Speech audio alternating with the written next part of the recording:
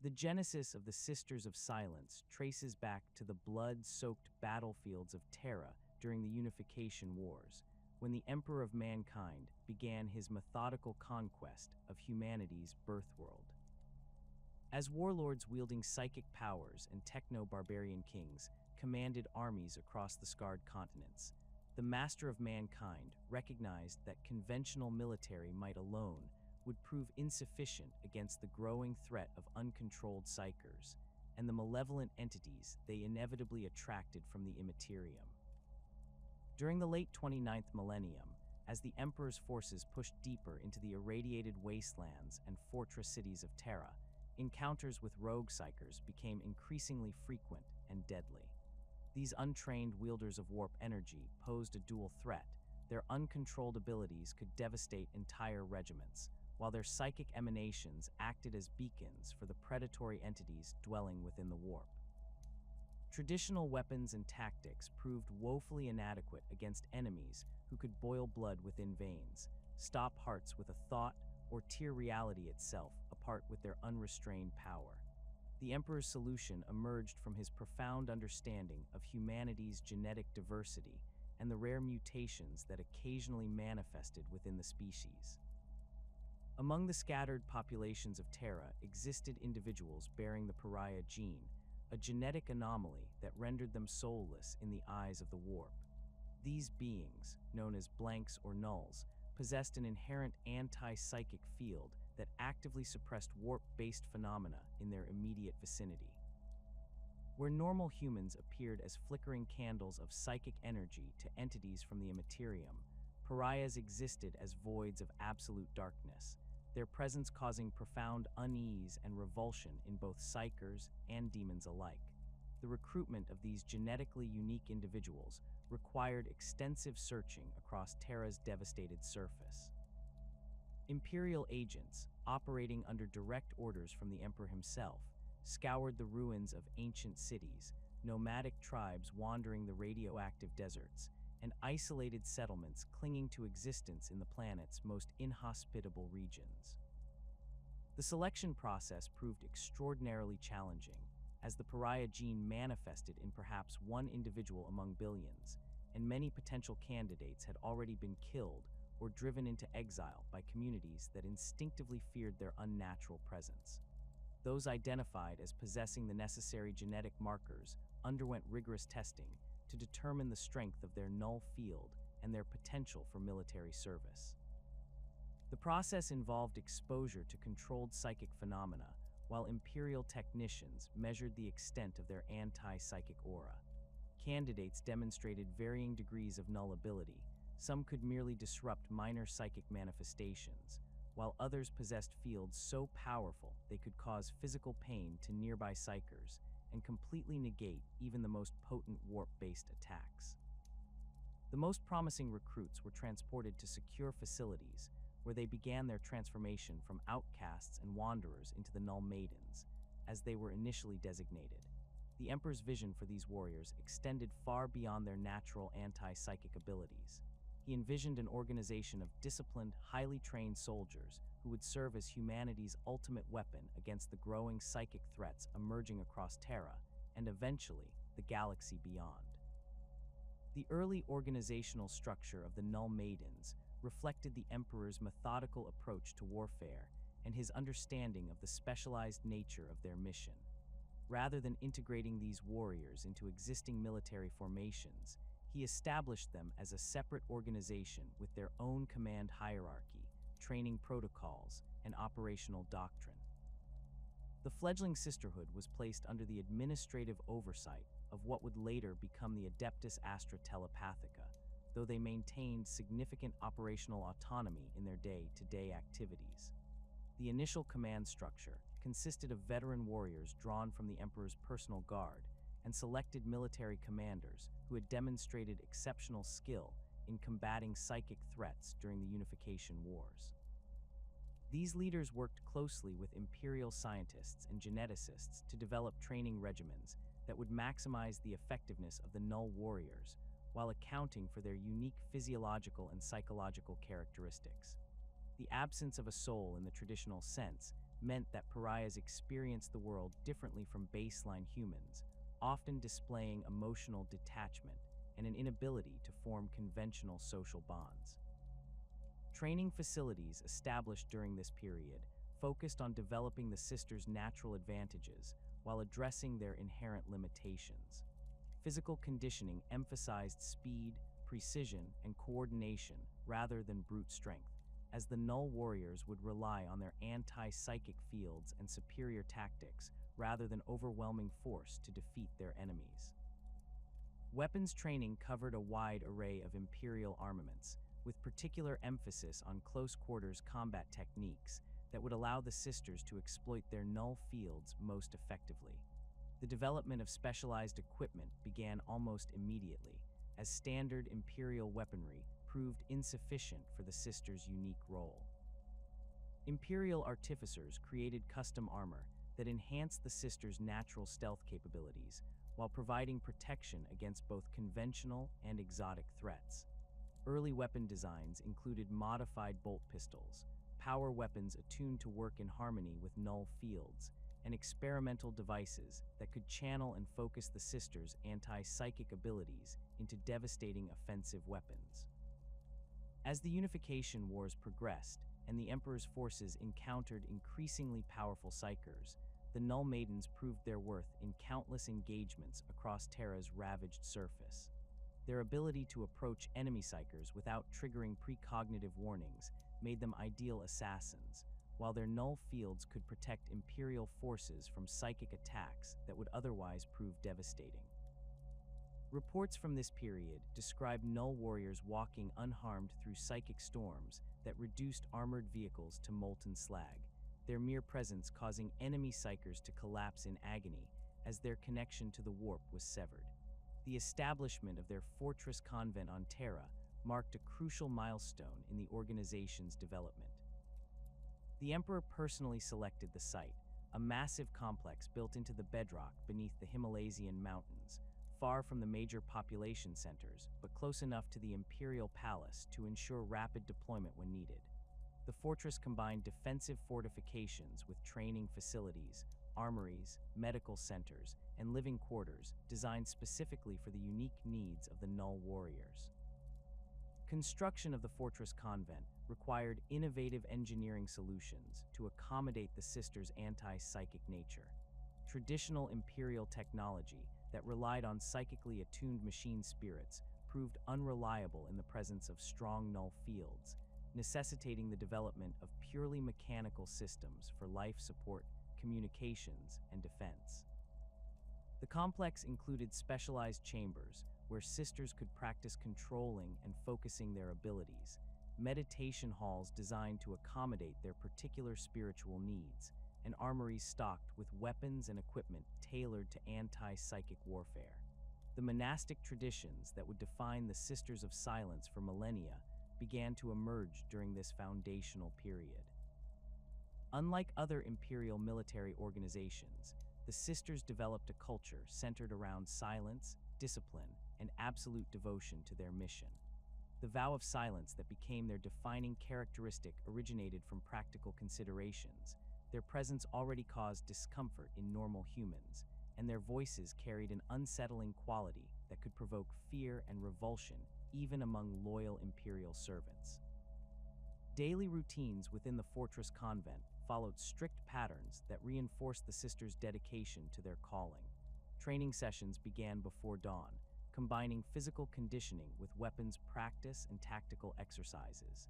Periods of meditation allowed the sisters to explore and refine their connection to their null abilities, learning to modulate the strength of their anti-psychic fields and extend their range when necessary.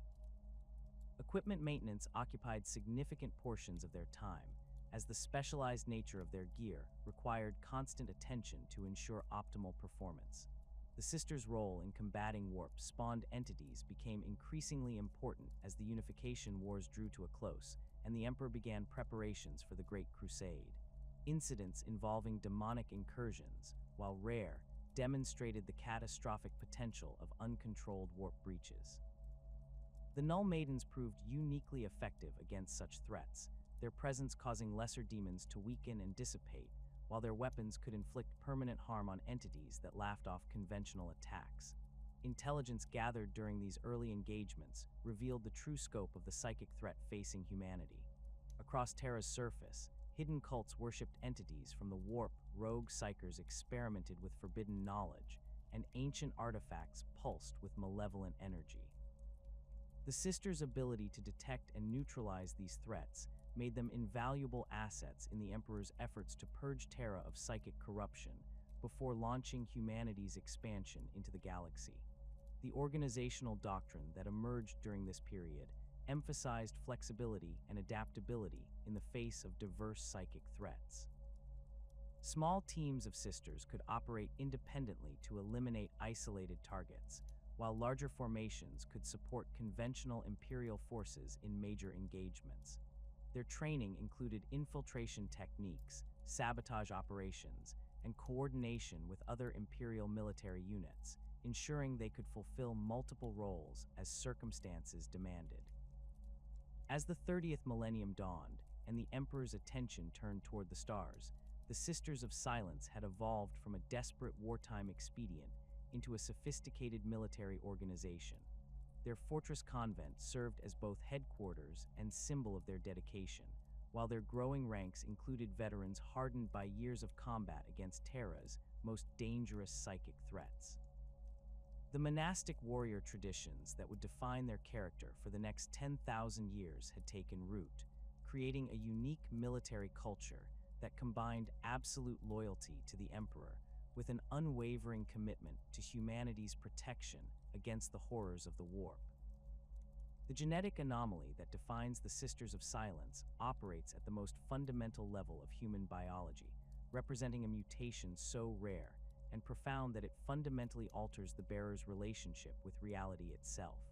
The pariah gene, designated by Imperial geneticists as the sigma- mutation, occurs in approximately 1 individual per 10 billion births across the human species. This extraordinary rarity stems from the gene's complex inheritance pattern, requiring specific combinations of recessive alleles that rarely align across multiple generations. The mutation affects the development of the soul during fetal growth, creating individuals who exist as voids within the psychic spectrum rather than the flickering candles of warp energy that characterize normal human consciousness. Imperial scientific analysis conducted during the late 30th millennium revealed that the pariah gene directly influences the formation of neural pathways in the developing brain, particularly those regions associated with empathy, emotional bonding, and psychic sensitivity. The mutation causes these areas to develop along radically different patterns, creating neural structures that actively repel warp energy rather than channeling it. Brain scans of confirmed pariahs show distinctive anatomical differences, including enlarged regions associated with spatial awareness and threat detection, while areas governing emotional processing appear significantly reduced compared to baseline human norms. The most immediately observable effect of the pariah gene manifests as the null field, an invisible sphere of anti-psychic energy that surrounds every blank to varying degrees. This field operates by creating what Imperial scientists term a negative warp resonance, essentially inverting the normal relationship between real space and the immaterium within its area of effect. Where normal human souls create tiny eddies and currents in the warp's surface, pariahs generate zones of absolute stillness that actively suppress psychic phenomena. The field strength varies dramatically between individuals, with some blanks producing barely detectable effects, while others generate null zones powerful enough to cause physical pain in nearby psykers. Measurement of null field intensity utilizes the Culexus scale, developed by the Officio Assassinorum to classify pariah operatives according to their anti-psychic potential. The scale ranges from sigma minor designations for individuals with barely perceptible null abilities to sigma major classifications reserved for the most powerful blanks. Within the Sisters of Silence, recruitment standards require candidates to demonstrate at least sigma standard capabilities, ensuring that all members possess null fields strong enough to reliably disrupt minor psychic manifestations and provide some protection against warp-based attacks. The physiological mechanisms underlying the null field remain incompletely understood even by the Adeptus Mechanicus, most learned geneticists. Current theories suggest that pariah neurons generate a form of negative psychic energy that propagates outward from the individual's nervous system, creating an expanding zone of warp disruption. This energy appears to interact with the quantum vacuum itself, altering the fundamental properties of space-time within the field's boundaries. Psykers entering these zones report sensations of profound wrongness, as if reality itself has become hostile to their existence. Advanced pariahs demonstrate the ability to consciously modulate their null fields, expanding or contracting the affected area through concentration and training. Sisters of Silence undergo extensive conditioning to develop this control, learning to suppress their abilities when stealth requires it or amplify their fields during combat situations. The most skilled practitioners can shape their null zones with remarkable precision, creating corridors of anti-psychic energy that allow them to approach targets while leaving nearby allies unaffected. The psychological impact of possessing the pariah gene extends far beyond the individual, affecting every aspect of social interaction and emotional development. Blanks experience the world through a fundamentally different perceptual framework, lacking the subtle psychic connections that bind normal humans together in communities and relationships. This absence manifests as an inability to form deep emotional bonds, understand social nuances, or empathize with others' emotional states. While pariahs can learn to mimic appropriate social responses, they remain forever isolated from the unconscious psychic communion that underlies human society. Normal humans instinctively recoil from prolonged contact with blanks, experiencing a range of uncomfortable sensations that intensify with proximity and duration of exposure. These reactions include unexplained anxiety, nausea, headaches, and a persistent feeling that something fundamental is wrong with the pariah's presence. Children and animals display particularly strong negative responses, often crying or fleeing when blanks approach.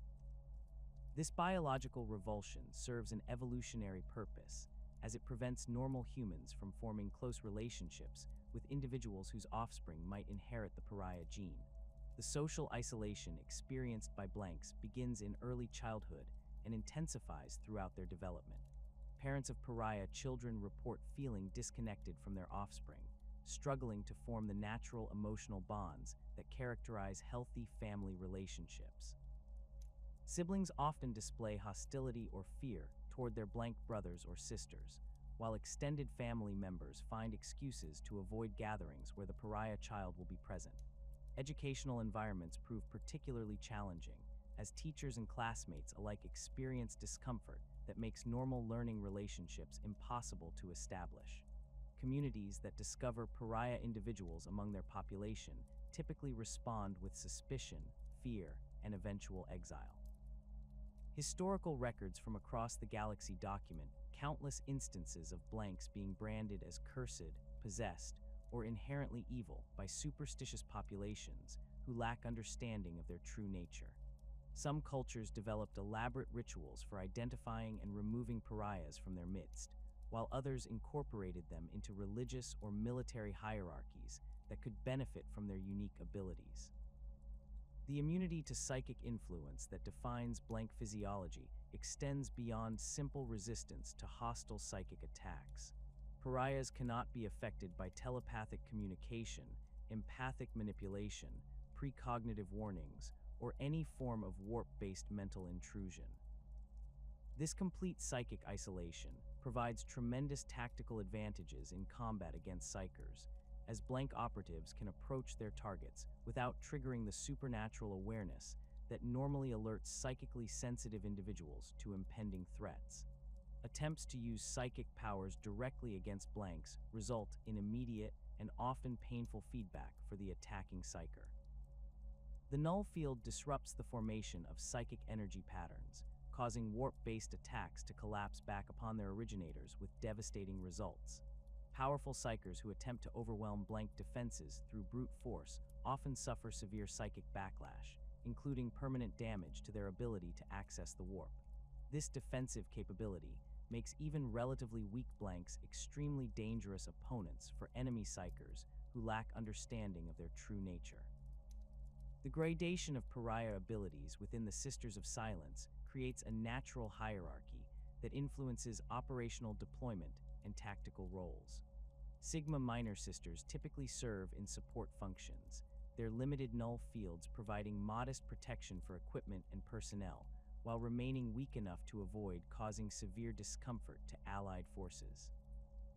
These individuals often excel in technical roles, intelligence gathering, and coordination with conventional Imperial military units, where their presence can be tolerated for extended periods.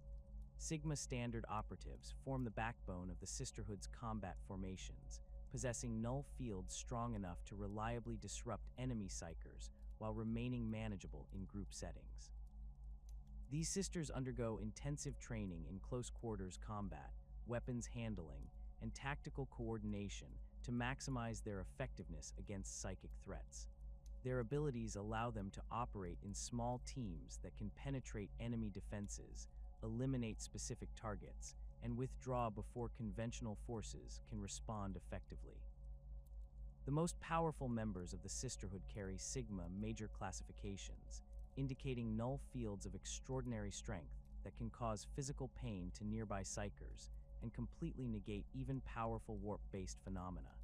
These elite operatives require careful handling due to the intensity of their anti-psychic auras, which can interfere with Imperial equipment and cause severe discomfort to allies. Their deployment focuses on the most dangerous psychic threats, including greater demons, chaos sorcerers, and rogue psykers, whose abilities exceed the capabilities of lesser blanks to counter. Exceptional individuals within the Sisterhood demonstrate null capabilities that approach or match those found within the Culexus Temple of the Officio Assassinorum. These rare sisters possess what Imperial classifications term Omega-level pariah abilities, generating null fields so powerful they can cause instant unconsciousness in nearby psykers and disrupt warp phenomena across vast areas. Such individuals represent the absolute pinnacle of anti-psychic potential within the human species, their abilities rivaling those of the specialized Culexus assassins in raw power, if not in focused application. The relationship between the Sisters of Silence and other Imperial organizations that utilize blank operatives reflects both cooperation and competition for the galaxy's extremely limited supply of pariah individuals. The Culexus Temple maintains the most sophisticated training and augmentation programs for developing blank potential, transforming suitable candidates into living weapons of extraordinary lethality. However, the Temple's requirements are extremely specific, accepting only individuals who demonstrate both powerful null abilities and the psychological profile necessary for solo assassination missions. Coordination between the Sisterhood and Culexus Temple occurs primarily at the highest levels of Imperial command, with both organizations sharing intelligence about emerging psychic threats and occasionally conducting joint operations against targets that require their combined capabilities. The Temple's assassins excel at eliminating specific high-value targets through stealth and precision strikes, while the Sisters provide broader anti-psychic support for conventional military operations. This division of responsibilities prevents direct competition while ensuring that the Imperium can deploy the most appropriate blank assets for each situation. Other Imperial institutions that recruit pariah individuals include certain Inquisition factions, specialized Astra Militarum units, and research divisions within the Adeptus Mechanicus. These organizations typically seek blanks with specific secondary skills or knowledge rather than focusing purely on anti-psychic potential. Competition for suitable candidates remains intense, as the rarity of the pariah gene means that every organization must carefully evaluate potential recruits to determine where their abilities can provide maximum benefit to the Imperium's broader strategic objectives. The selection process for determining which organization receives specific pariah candidates involves extensive testing and evaluation by representatives from multiple Imperial institutions. Factors considered include the strength and controllability of the individual's null field, their physical capabilities and psychological profile, existing skills or knowledge that might prove valuable, and the strategic priorities of the various organizations at the time of recruitment. This systematic approach ensures that the Imperium's precious blank resources are allocated efficiently while preventing destructive competition between allied institutions. The transition from Terra's unification to humanity's expansion across the galaxy marked a fundamental shift in the operational scope and strategic importance of the Sisters of Silence. As the Emperor's Great Crusade launched in the early 31st millennium, the Sisterhood found themselves deployed across countless star systems, their anti-psychic capabilities proving essential in humanity's encounters with alien civilizations that wielded powers beyond conventional understanding. The galaxy revealed itself to be saturated with psychic phenomena, from Xenos species that had evolved natural warp manipulation abilities to ancient artifacts pulsing with malevolent energies that could corrupt entire worlds. The integration of Sisters of Silence into Space Marine Legion operations required careful coordination and tactical adaptation from both organizations. Legion commanders, initially skeptical of deploying non-Astartes forces in their campaigns, quickly recognized the invaluable protection the Sisters provided against psychic threats that could devastate even superhuman warriors. The presence of null fields allowed Space Marines to advance through areas saturated with hostile warp energy, their bolters and chainswords remaining effective where psychic storms would normally render conventional weapons useless. Deployment patterns evolved to maximize the Sisters' effectiveness while accounting for their limited numbers and the discomfort their presence caused among baseline human forces. Small teams of 3 to 5 Sisters typically accompanied Space Marine strike forces, their null fields creating protective corridors that allowed Astartes warriors to close with enemy psykers. Larger formations of 20 to 30 Sisters operated independently during major compliance actions, tasked with eliminating specific psychic threats or securing areas where warp phenomena posed unacceptable risks to conventional forces. The First Legion's campaigns in the Northern Galactic Spiral provided early examples of effective Sister Astartes cooperation. During the compliance of the Rangdan systems, Dark Angel's battle brothers found themselves facing Xenos creatures that could phase in and out of reality at will, their exotic abilities rendering standard tactical doctrines ineffective. Sisters of Silence attached to the Legion's expeditionary fleets proved capable of disrupting these phase-shifting abilities, forcing the aliens back into real space where bolter fire and power weapons could reach them. The systematic elimination of Rangdan phase warriors required months of coordinated operations, with sister teams identifying and neutralizing psychic nodes, while Dark Angel's assault companies secured cleared areas. The 15th Legion's encounters with the crystalline entities of the Diasporex revealed another crucial application of anti-psychic warfare. These silicon-based lifeforms communicated through resonant psychic frequencies that could overwhelm unprotected human minds, causing madness and death among Imperial forces attempting to establish communication. Thousand Suns librarians found their own psychic abilities turned against them as the alien harmonics disrupted their connection to the warp. Sisters of Silence provided the solution, their null fields creating zones of psychic silence where Imperial negotiators could safely interact with Diasporex representatives without risking mental contamination. The compliance of Forge worlds and technologically advanced human civilizations often revealed populations that had developed psychic enhancement through technological means. These augmented psykers posed unique challenges, as their abilities combined natural warp manipulation with cybernetic amplification systems that increased their power exponentially. Standard anti-psychic tactics proved insufficient against enemies who could channel their abilities through mechanical interfaces that bypassed normal biological limitations. Sisters of Silence adapted their operational doctrine to counter technologically enhanced psykers through targeted strikes against augmentation systems and psychic amplification networks. Their training expanded to include technical expertise in identifying and disabling cybernetic implants, often requiring precision work with molecular disruptors and electromagnetic pulse weapons. The successful compliance of the Oreshan technocracy demonstrated these evolved tactics, as sister teams infiltrated the planet's primary forge complexes and systematically destroyed the psychic enhancement laboratories that had created armies of augmented battle psykers. Collaboration with the Adeptus Custodes intensified as the Great Crusade encountered increasingly dangerous warp phenomena across the galaxy. The Emperor's personal guardians possessed their own methods for combating psychic threats, but their small numbers and dedication to protecting the Master of Mankind limited their availability for extended operations. Sisters of Silence filled this gap, providing anti-psychic support for custodian forces when the Emperor's presence required additional protection against supernatural threats. Joint operations between sisters and custodians typically involved the investigation and containment of artifacts or locations that posed direct threats to the Emperor's safety.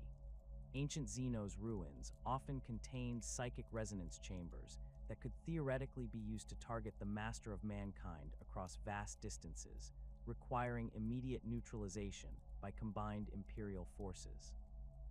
The precision and discipline of custodian warriors complemented the sisters' anti-psychic abilities perfectly, creating strike teams capable of operating in environments where both conventional and supernatural threats demanded simultaneous attention. The discovery of pre-Age of Strife human colonies that had survived through pacts with warp entities presented some of the most challenging compliance actions of the Great Crusade. These populations had often developed sophisticated understanding of demonic hierarchies and summoning rituals, creating defensive networks that combined human ingenuity with supernatural power. Conventional Imperial forces found themselves facing enemies who could predict their movements through divination, turn their weapons against them through possession, and summon reinforcements from the warp itself. Sisters of Silence proved essential in breaking these demon-protected strongholds, their null fields disrupting summoning circles and severing the connection between human cultists and their otherworldly patrons. The compliance of the Sarash system required extensive coordination between sister formations and multiple Space Marine legions, as the human defenders had transformed their worlds into massive ritual sites designed to channel demonic power. Systematic destruction of these installations took months of careful work, with sisters identifying and neutralizing psychic focal points, while Legion forces secured the surrounding areas against conventional counterattacks. The containment of dangerous warp phenomena discovered during exploration operations became a specialized mission profile for the Sisterhood. Ancient battlefields where massive psychic conflicts had occurred often retained residual warp energy that could spontaneously manifest as hostile entities or reality distortions. These psychic scars posed ongoing threats to Imperial shipping lanes and colonization efforts, requiring permanent monitoring and occasional active intervention to prevent catastrophic manifestations. Sister teams assigned to containment duties operated from heavily shielded monitoring stations, positioned at safe distances from identified warp anomalies. Their null fields provided early warning systems for increasing psychic activity, while specialized equipment allowed them to measure and track changes in local warp resonance patterns. When containment protocols failed and active manifestations occurred, these teams served as the first line of defense, buying time for heavier Imperial forces to respond while preventing the spread of warp contamination to nearby systems. The recovery and secure transport of psychically active artifacts required the development of new protocols and specialized equipment. Many worlds conquered during the Great Crusade contained relics from previous civilizations, devices that channeled warp energy for various purposes, often with unpredictable and dangerous side effects. Standard Imperial procedure called for the destruction of such items, but the potential intelligence value of studying alien psychic technology made selective recovery desirable in certain circumstances. Sisters of Silence became the primary agents for artifact recovery operations, their null fields providing the only reliable method for safely handling items that could drive normal humans insane through proximity alone. Specialized containment vessels lined with null field generators allowed the transport of these artifacts to secure research facilities, where Mechanicus adepts could study them under carefully controlled conditions. The Sisters' role extended beyond simple transport, as they provided security for research installations and served as emergency response teams when containment failures occurred. The encounter with the lair species during the Third Legion's compliance operations demonstrated the Sisters' effectiveness against Xenos that had evolved natural psychic abilities. These serpentine aliens possessed sophisticated telepathic networks that allowed instantaneous communication across their entire civilization, making conventional military tactics ineffective against enemies who could coordinate their responses faster than Imperial forces could adapt. Emperor's children battle brothers found themselves consistently outmaneuvered by foes who seemed to anticipate their every action. Sisters of Silence attached to the Third Legion's expeditionary fleet provided the solution by systematically disrupting lair telepathic networks through targeted strikes against psychic relay nodes. Their null fields created dead zones in the alien communication system, forcing the lair to rely on slower conventional methods of coordination. This tactical advantage allowed the Emperor's children to exploit gaps in enemy responses and achieve decisive victories against previously unbeatable opponents. The investigation of derelict spacecraft discovered during exploration operations often revealed evidence of psychic disasters that had befallen previous crews. Ghost ships drifting through the void frequently contained residual warp energy that could possess or corrupt anyone who boarded them without proper protection. Standard Imperial salvage teams required extensive psychic shielding and spiritual purification rituals before attempting to explore such vessels, processes that were time-consuming and often ineffective against powerful supernatural contamination. Sisters of Silence could board and investigate these derelict vessels with minimal risk, their null fields providing natural protection against possessing entities and psychic traps left behind by previous occupants. Their investigations often revealed valuable intelligence about alien civilizations, lost human colonies, or warp phenomena that posed ongoing threats to Imperial shipping. The systematic exploration of the Morty's fleet, a collection of over 200 derelict vessels discovered in the Ghoul Stars, required months of careful work by sister teams, ultimately revealing evidence of a Xeno species that had achieved technological transcendence before being consumed by their own psychic experiments. Training programs for the Sisterhood expanded significantly during the Great Crusade to address the diverse range of psychic threats encountered across the galaxy. Traditional anti-psyker combat techniques proved insufficient against alien species whose abilities operated according to fundamentally different principles than human warp manipulation. Sisters learned to identify and counter crystalline resonance psykers, bioelectric field manipulators, quantum probability shapers, and dozens of other exotic psychic phenomena that defied conventional understanding. The establishment of forward operating bases on conquered worlds allowed the Sisterhood to maintain rapid response capabilities across the expanding Imperial frontier. These facilities served as staging areas for anti-psychic operations, while providing secure locations for the containment and study of captured artifacts or specimens.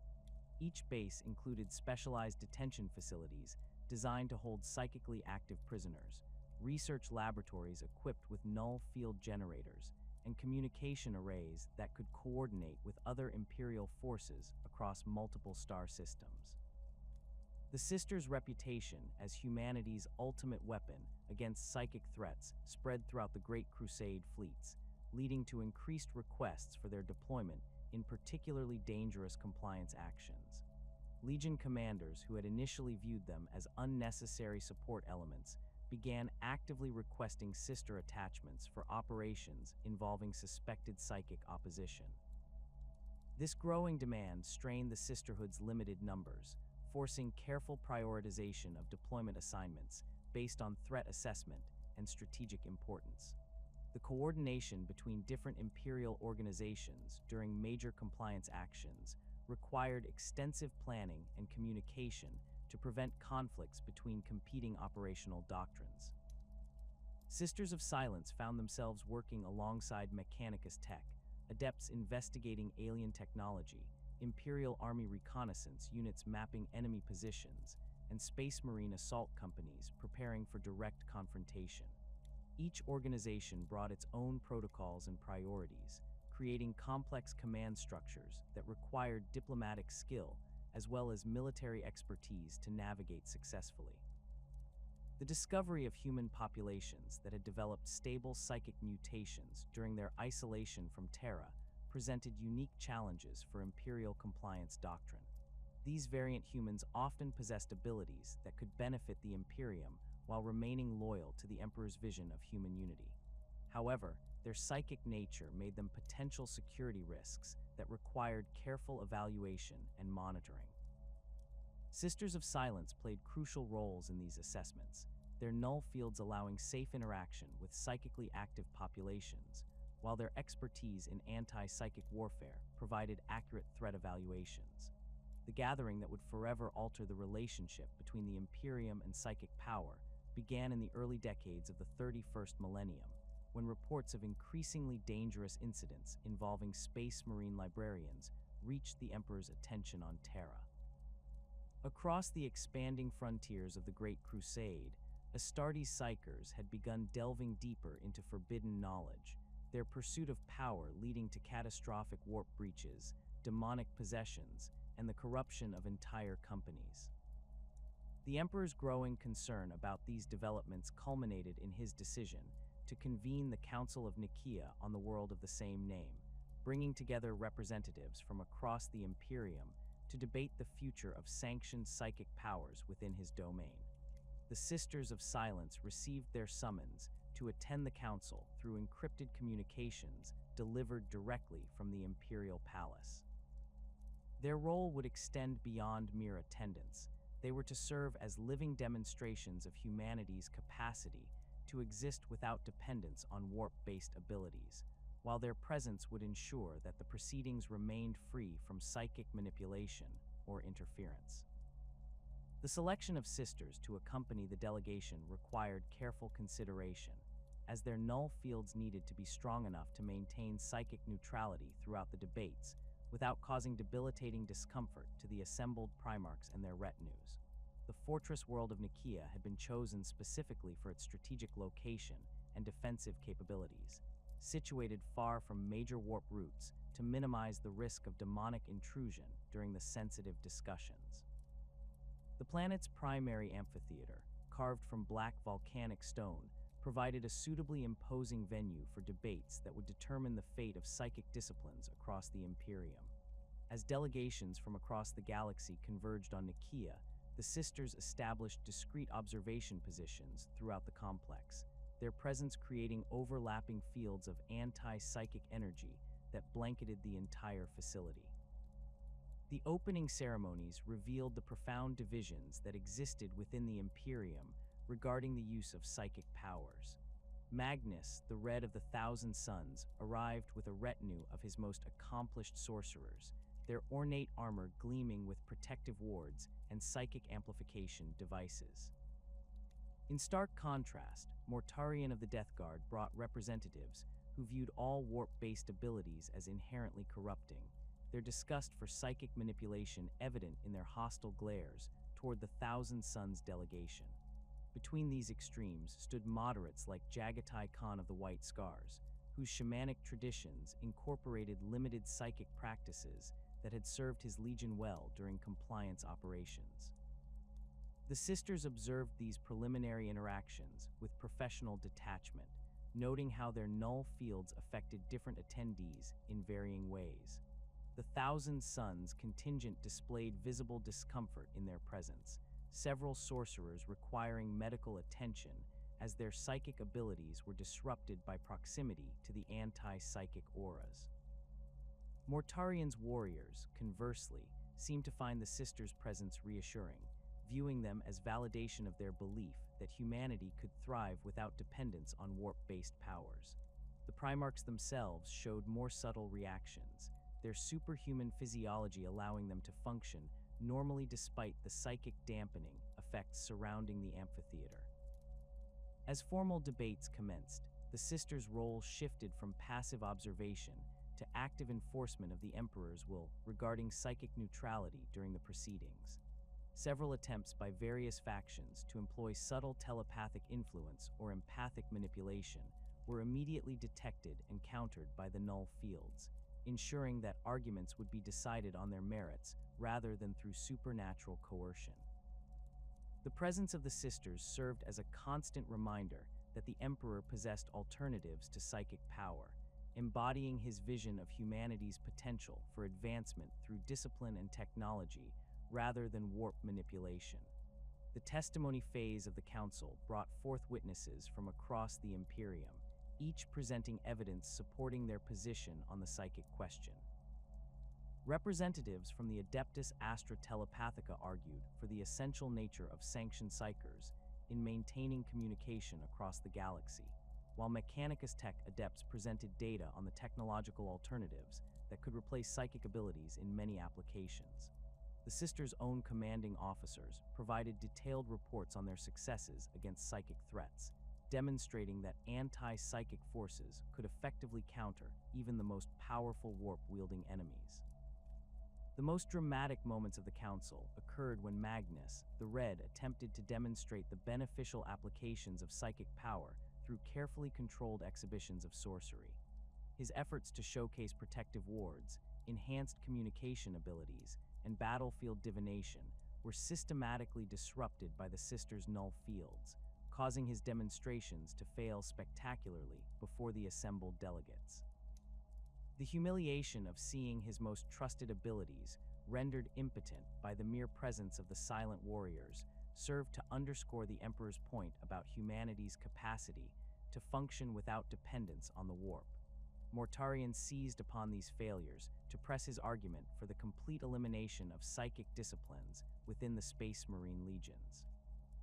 His passionate speeches about the corrupting influence of warp power resonated with many attendees who had witnessed firsthand the devastation caused by psychic accidents during the Great Crusade.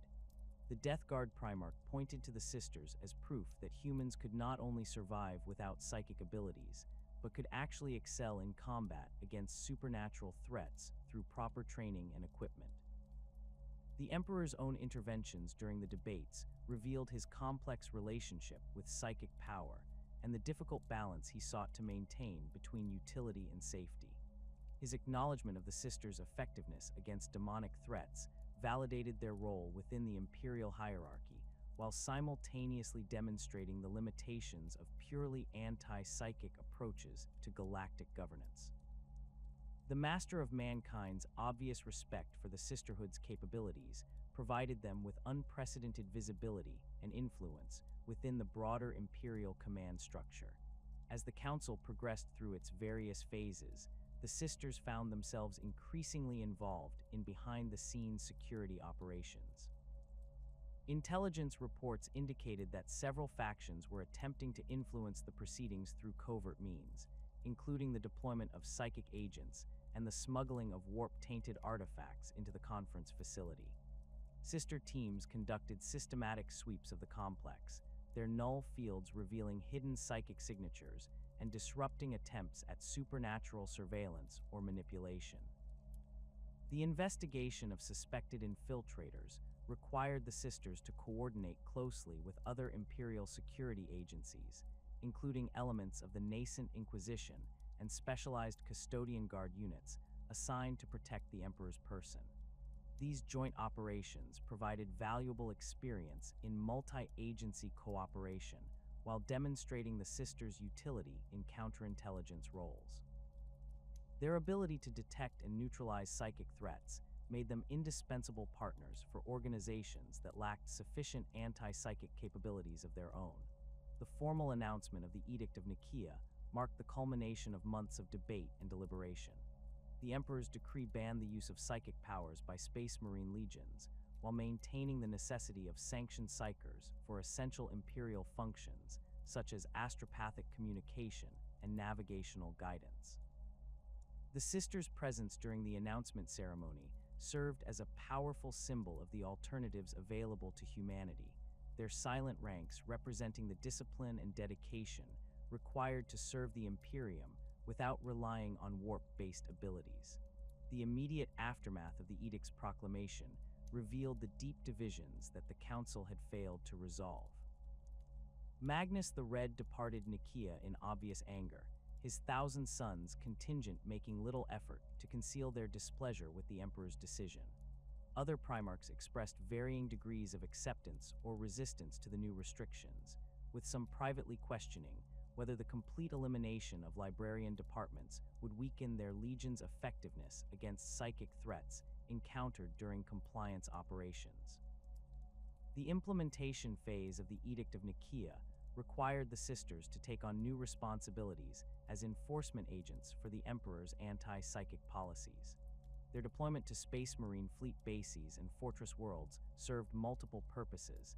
They provided expertise in identifying and containing psychic violations, while their presence served as a constant reminder of the Emperor's commitment to the new restrictions.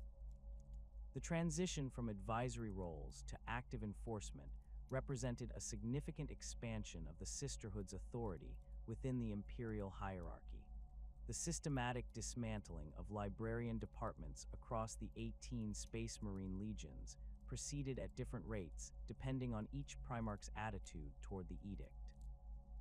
Legions like the Death Guard and Iron Hands, whose leadership had supported the psychic restrictions, moved quickly to transfer their librarians to other roles or return them to Terra for reassignment. Others, particularly the White Scars and Space Wolves, implemented the changes more gradually, while seeking ways to maintain their traditional practices within the letter, if not the spirit of the new regulations. The Thousand Sons presented the most significant challenge to edict enforcement, as their entire organizational structure revolved around the systematic development and application of psychic abilities. Magnus the Red's initial attempts to comply with the restrictions while maintaining his legion's effectiveness led to increasingly creative interpretations of the edict's language. Sister observers assigned to monitor Thousand Sons' activities reported numerous incidents of questionable compliance, including the use of psychic disciplines disguised as advanced tactical analysis and warp-based communication systems classified as technological innovations. The White Scar's interpretation of the edict proved equally problematic, as Jagatai Khan argued that his legion's shamanic practices predated their integration into the Imperium and therefore fell outside the scope of the new restrictions. The Primarch's contention that his warriors' abilities represented cultural traditions rather than psychic disciplines created legal ambiguities that required careful investigation by sister teams assigned to monitor compliance. Their reports documented the use of what appeared to be psychic powers during combat operations, though the White Scars consistently maintained that these abilities stemmed from spiritual practices rather than warp manipulation. The Space Wolves presented perhaps the most complex enforcement challenge, as Leman Russ openly declared that his legion's rune priests operated according to principles fundamentally different from those employed by other librarians. The Wolf King's assertion that his warriors drew power from Fenris itself, rather than the warp, created theological and practical difficulties for enforcement teams attempting to determine whether specific practices violated the edict's provisions. Sister observers found themselves caught between their mandate to enforce psychic restrictions and the political reality of challenging a Primarch's interpretation of his own legion's abilities. Tensions between the Sisterhood and various Space Marine legions intensified as enforcement operations expanded across the galaxy. Many Astartes commanders viewed the Sisters' presence as an implicit challenge to their authority and competence, particularly when null fields disrupted equipment or caused discomfort among their personnel. The cultural differences between the monastic, disciplined sisterhood and the warrior brotherhood traditions of the Space Marines created friction that required careful management to prevent open conflicts between allied imperial forces. The Iron Warriors' response to edict enforcement demonstrated how compliance could be achieved while maintaining operational effectiveness. Perdurabo's systematic approach to reorganizing his legion structure eliminated obvious psychic disciplines, while incorporating the Sisters' anti-psychic expertise into his siege warfare doctrines.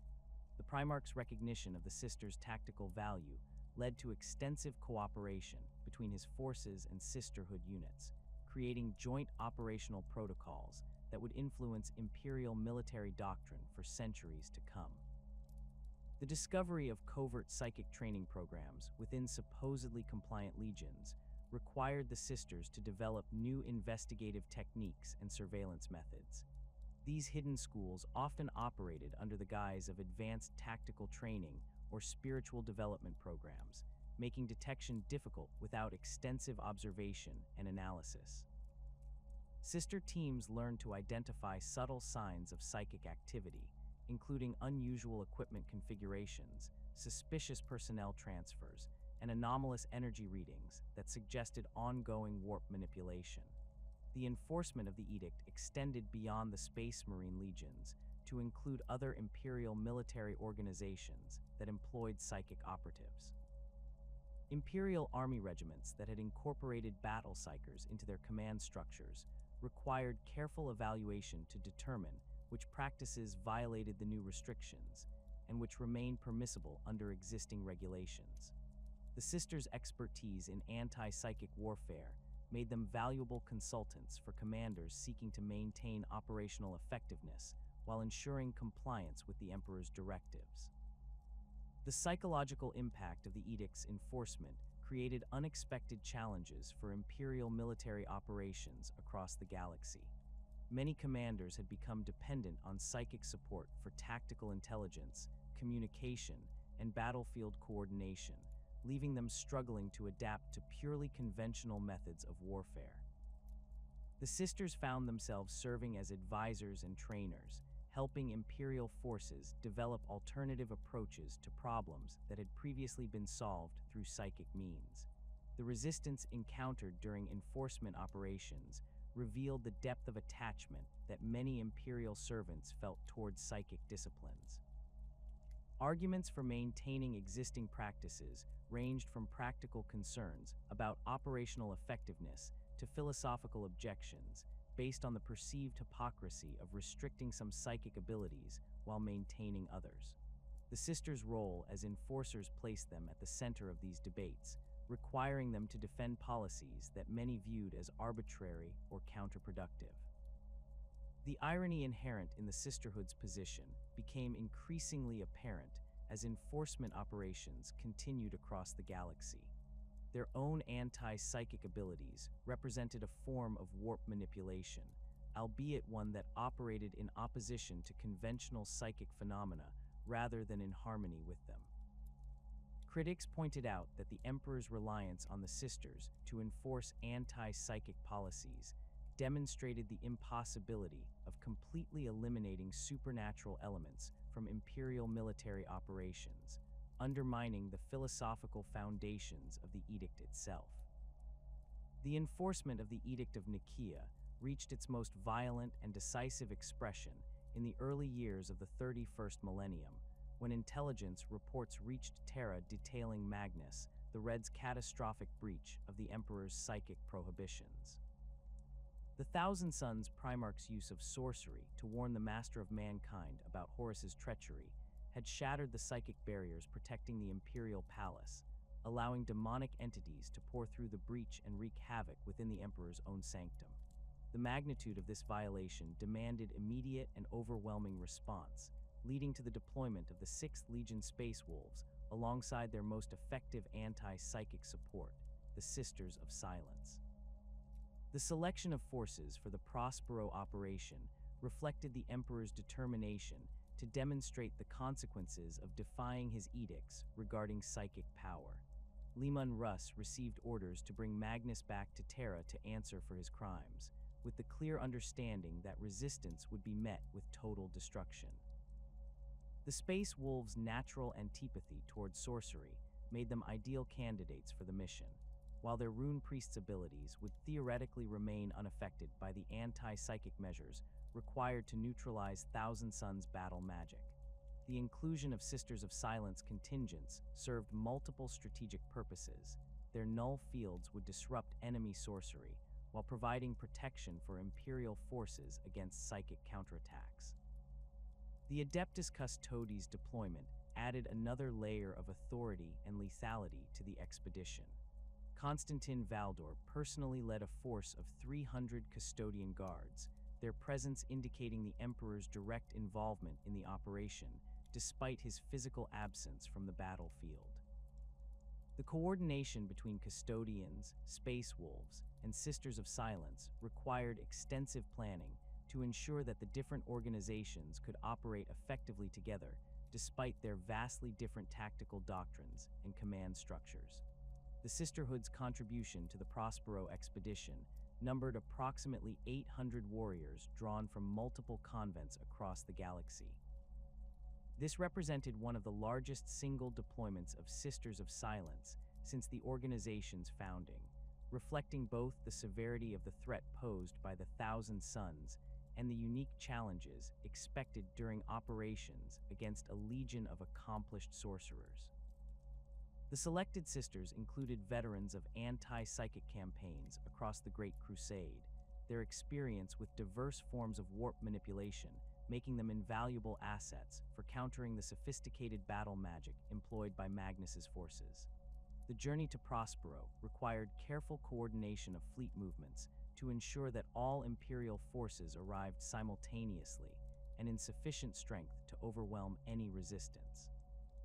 The Space Wolves' battle barges and strike cruisers formed the expedition's primary assault element, while custodian vessels provided command and control capabilities, along with specialized equipment for containing psychically active prisoners.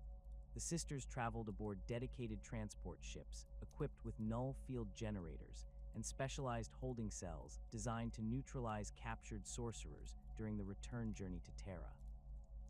Intelligence briefings conducted during the voyage revealed the extent of Prospero's transformation into a fortress world dedicated to psychic research and sorceress experimentation. The planet's primary city of Tizca had been rebuilt according to Magnus's vision of perfect harmony between architecture and warp-based energy flows, creating a metropolis that served as a massive amplification array for psychic phenomena. The Thousand Sons had constructed pyramid-shaped libraries and research facilities throughout the city, each building designed to channel and focus psychic energy according to principles that violated every tenet of the Edict of Nicaea. The tactical challenges posed by Prospero's defenses required innovative approaches that combined conventional military assault techniques with specialized anti-psychic operations. The Thousand Sons had surrounded their world with orbital monitoring stations that could detect approaching vessels through psychic divination, making surprise attacks virtually impossible against enemies who possessed precognitive abilities. The Sisters' null fields offered the only reliable method for approaching these installations without triggering supernatural early warning systems, though their limited numbers meant that only selected strike forces could benefit from this protection. The initial assault phase began with coordinated strikes against Prospero's orbital defenses, as Space Wolves boarding parties accompanied by sister teams fought their way through battle stations crewed by Thousand Sons sorcerers and their human auxiliaries. The confined spaces of spacecraft corridors proved ideal for exploiting the Sisters' anti-psychic advantages, as enemy psykers found their abilities severely disrupted by proximity to null fields, while Imperial forces could engage them with conventional weapons. The systematic elimination of orbital installations proceeded rapidly once the defenders lost their supernatural advantages, clearing the way for the main assault on the planet's surface. The planetary bombardment that preceded the ground invasion demonstrated the Space Wolves' commitment to total destruction of Prospero's sorceress infrastructure. Leman Russ had received explicit authorization to employ cyclonic torpedoes and virus bombs if necessary to ensure that no trace of the Thousand Sons' forbidden knowledge survived the operation. However, the need to capture Magnus alive for transport to Terra required precision strikes that would eliminate military targets while preserving key locations where the Primarch might be found. The Sisters' intelligence regarding psychic focal points and amplification arrays proved invaluable in selecting bombardment targets that would maximize disruption of enemy sorcery. The deployment of ground forces revealed the full scope of the tactical coordination required for successful anti-psychic operations. Sister formations advanced alongside Space Wolves' assault companies, their null fields creating corridors of psychic disruption that allowed the Astartes warriors to approach enemy positions without triggering defensive sorcery. The Thousand Suns battle doctrine relied heavily on devastating psychic attacks that could incinerate entire squads or turn their weapons against them through telekinetic manipulation. The presence of null fields forced them to rely on conventional tactics for which they were poorly prepared, having neglected traditional combat training in favor of developing their sorceress abilities. The assault on Tizca's outer districts proceeded with systematic efficiency as Imperial forces exploited their tactical advantages against psychically dependent defenders.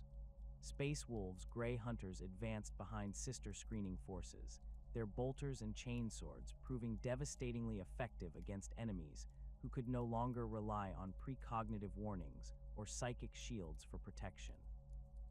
The Thousand Suns' elaborate defensive positions, designed to channel and amplify psychic energy, became death traps when null fields disrupted the very phenomena they were meant to exploit. The encounter with Thousand Suns' Rubric Marines revealed the extent of Magnus's violations of the Edict of Nicaea and the horrific consequences of uncontrolled sorceress experimentation. These warriors had been transformed by a massive psychic ritual intended to protect them from mutation, but the spell had instead reduced most of them to animated suits of armor controlled by the spirits of their former occupants. The Sisters' null fields caused these entities to flicker and weaken, their connection to their physical forms becoming unstable in the presence of anti-psychic energy. Space Wolves warriors found that Rubric Marines exposed to null fields for extended periods would simply collapse as their animating spirits were severed from the material plane. The coordination between different Imperial forces required constant communication and tactical adjustment as the battle progressed through Tizca's complex urban environment. Custodian Guard squads operated independently, their superior equipment and training allowing them to engage Thousand Suns sorcerers directly without requiring Sister support. However, their small numbers meant that they focused on high-value targets while leaving the bulk of enemy forces to be handled by Space Wolves and Sister formations. The different combat doctrines and command structures of the three organizations created coordination challenges that required flexible leadership and clear communication protocols.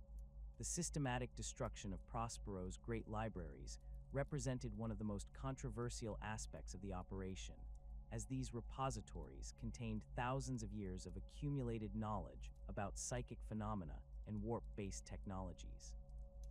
The Sisters' role in identifying and neutralizing psychically active texts and artifacts proved essential, as many of the library's contents were protected by defensive spells that could kill or corrupt anyone who attempted to handle them without proper protection. Null fields allowed Imperial forces to safely approach these dangerous materials, though the ultimate fate of most items was destruction rather than preservation. The battle for the Pyramid of Fodup, Magnus's personal fortress and the center of Thousand Suns' power on Prospero, required the concentrated efforts of all Imperial forces participating in the operation. The massive structure had been designed as a psychic amplification device of unprecedented power, its crystalline walls and geometric architecture channeling warp energy from across the planet into focused streams that could devastate entire armies. The Sisters' approach to the pyramid caused visible distortions in its energy patterns, the null fields disrupting carefully calibrated resonance frequencies and causing structural instabilities throughout the building. The infiltration of the pyramid's lower levels revealed chambers filled with forbidden artifacts and experimental equipment that violated every principle of safe psychic research.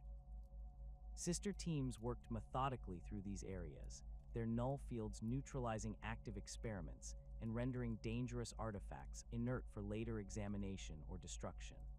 The discovery of demonic summoning circles and bound warp entities confirmed the worst fears about the Thousand Sons' descent into heretical practices, providing justification for the Emperor's decision to authorize the complete destruction of their legion.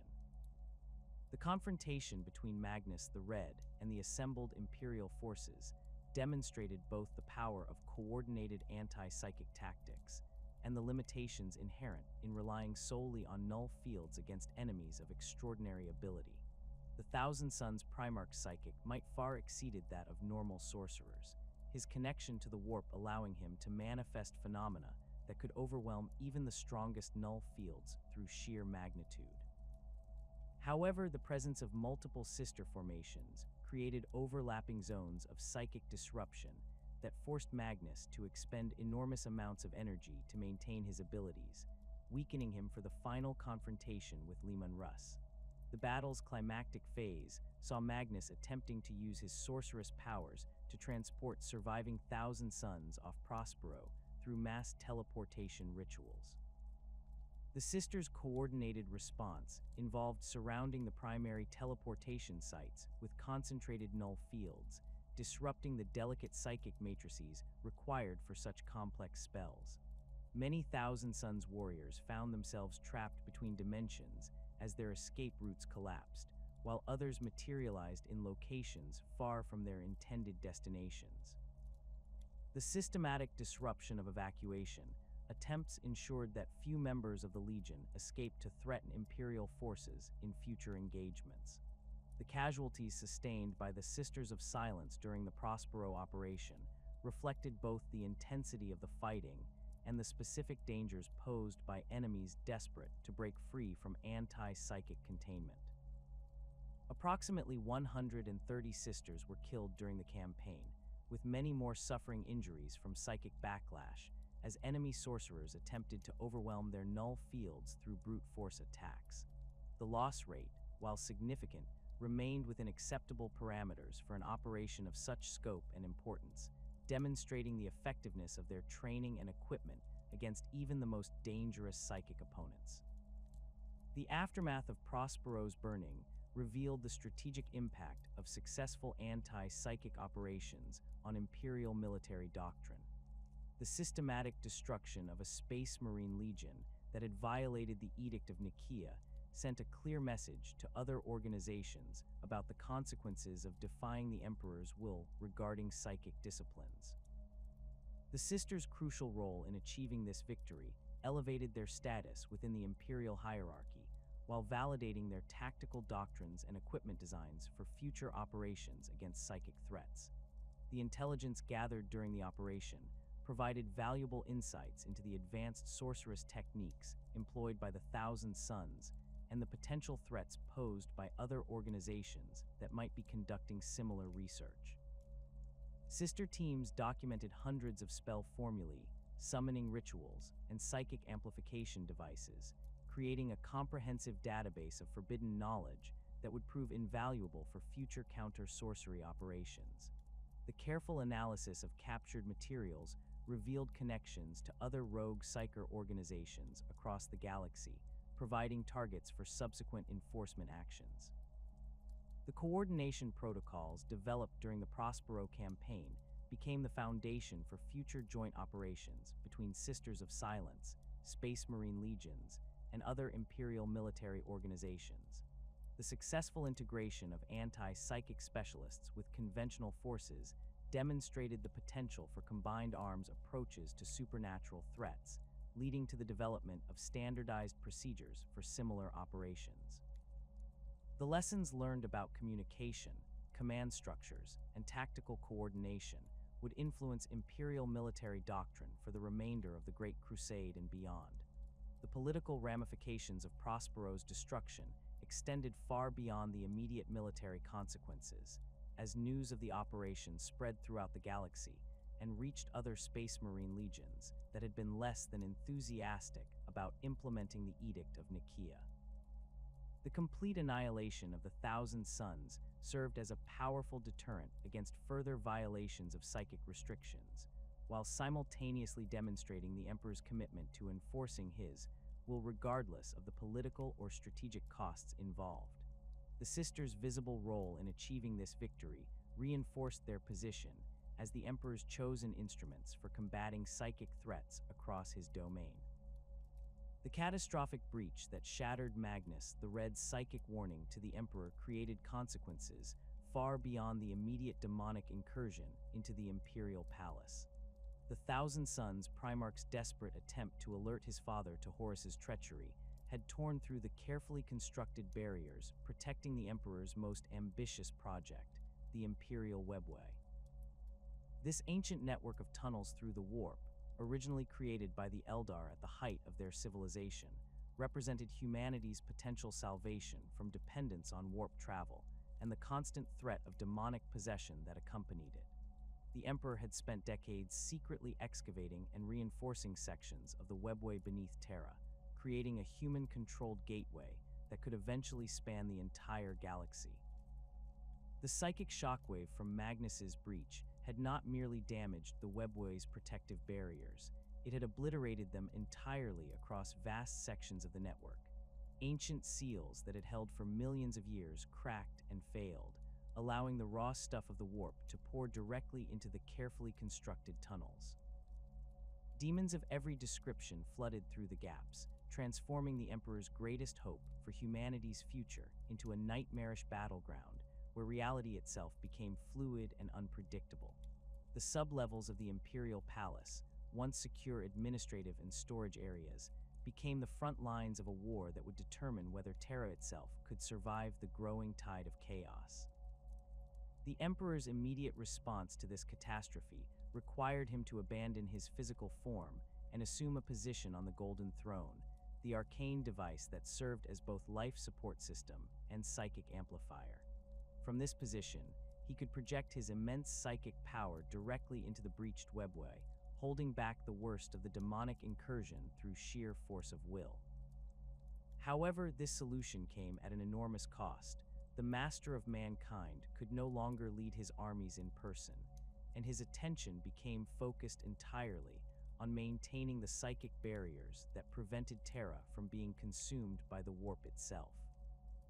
The deployment of Imperial forces into the webway required unprecedented coordination between multiple organizations, each bringing specialized capabilities essential for survival in an environment where conventional military doctrine proved inadequate.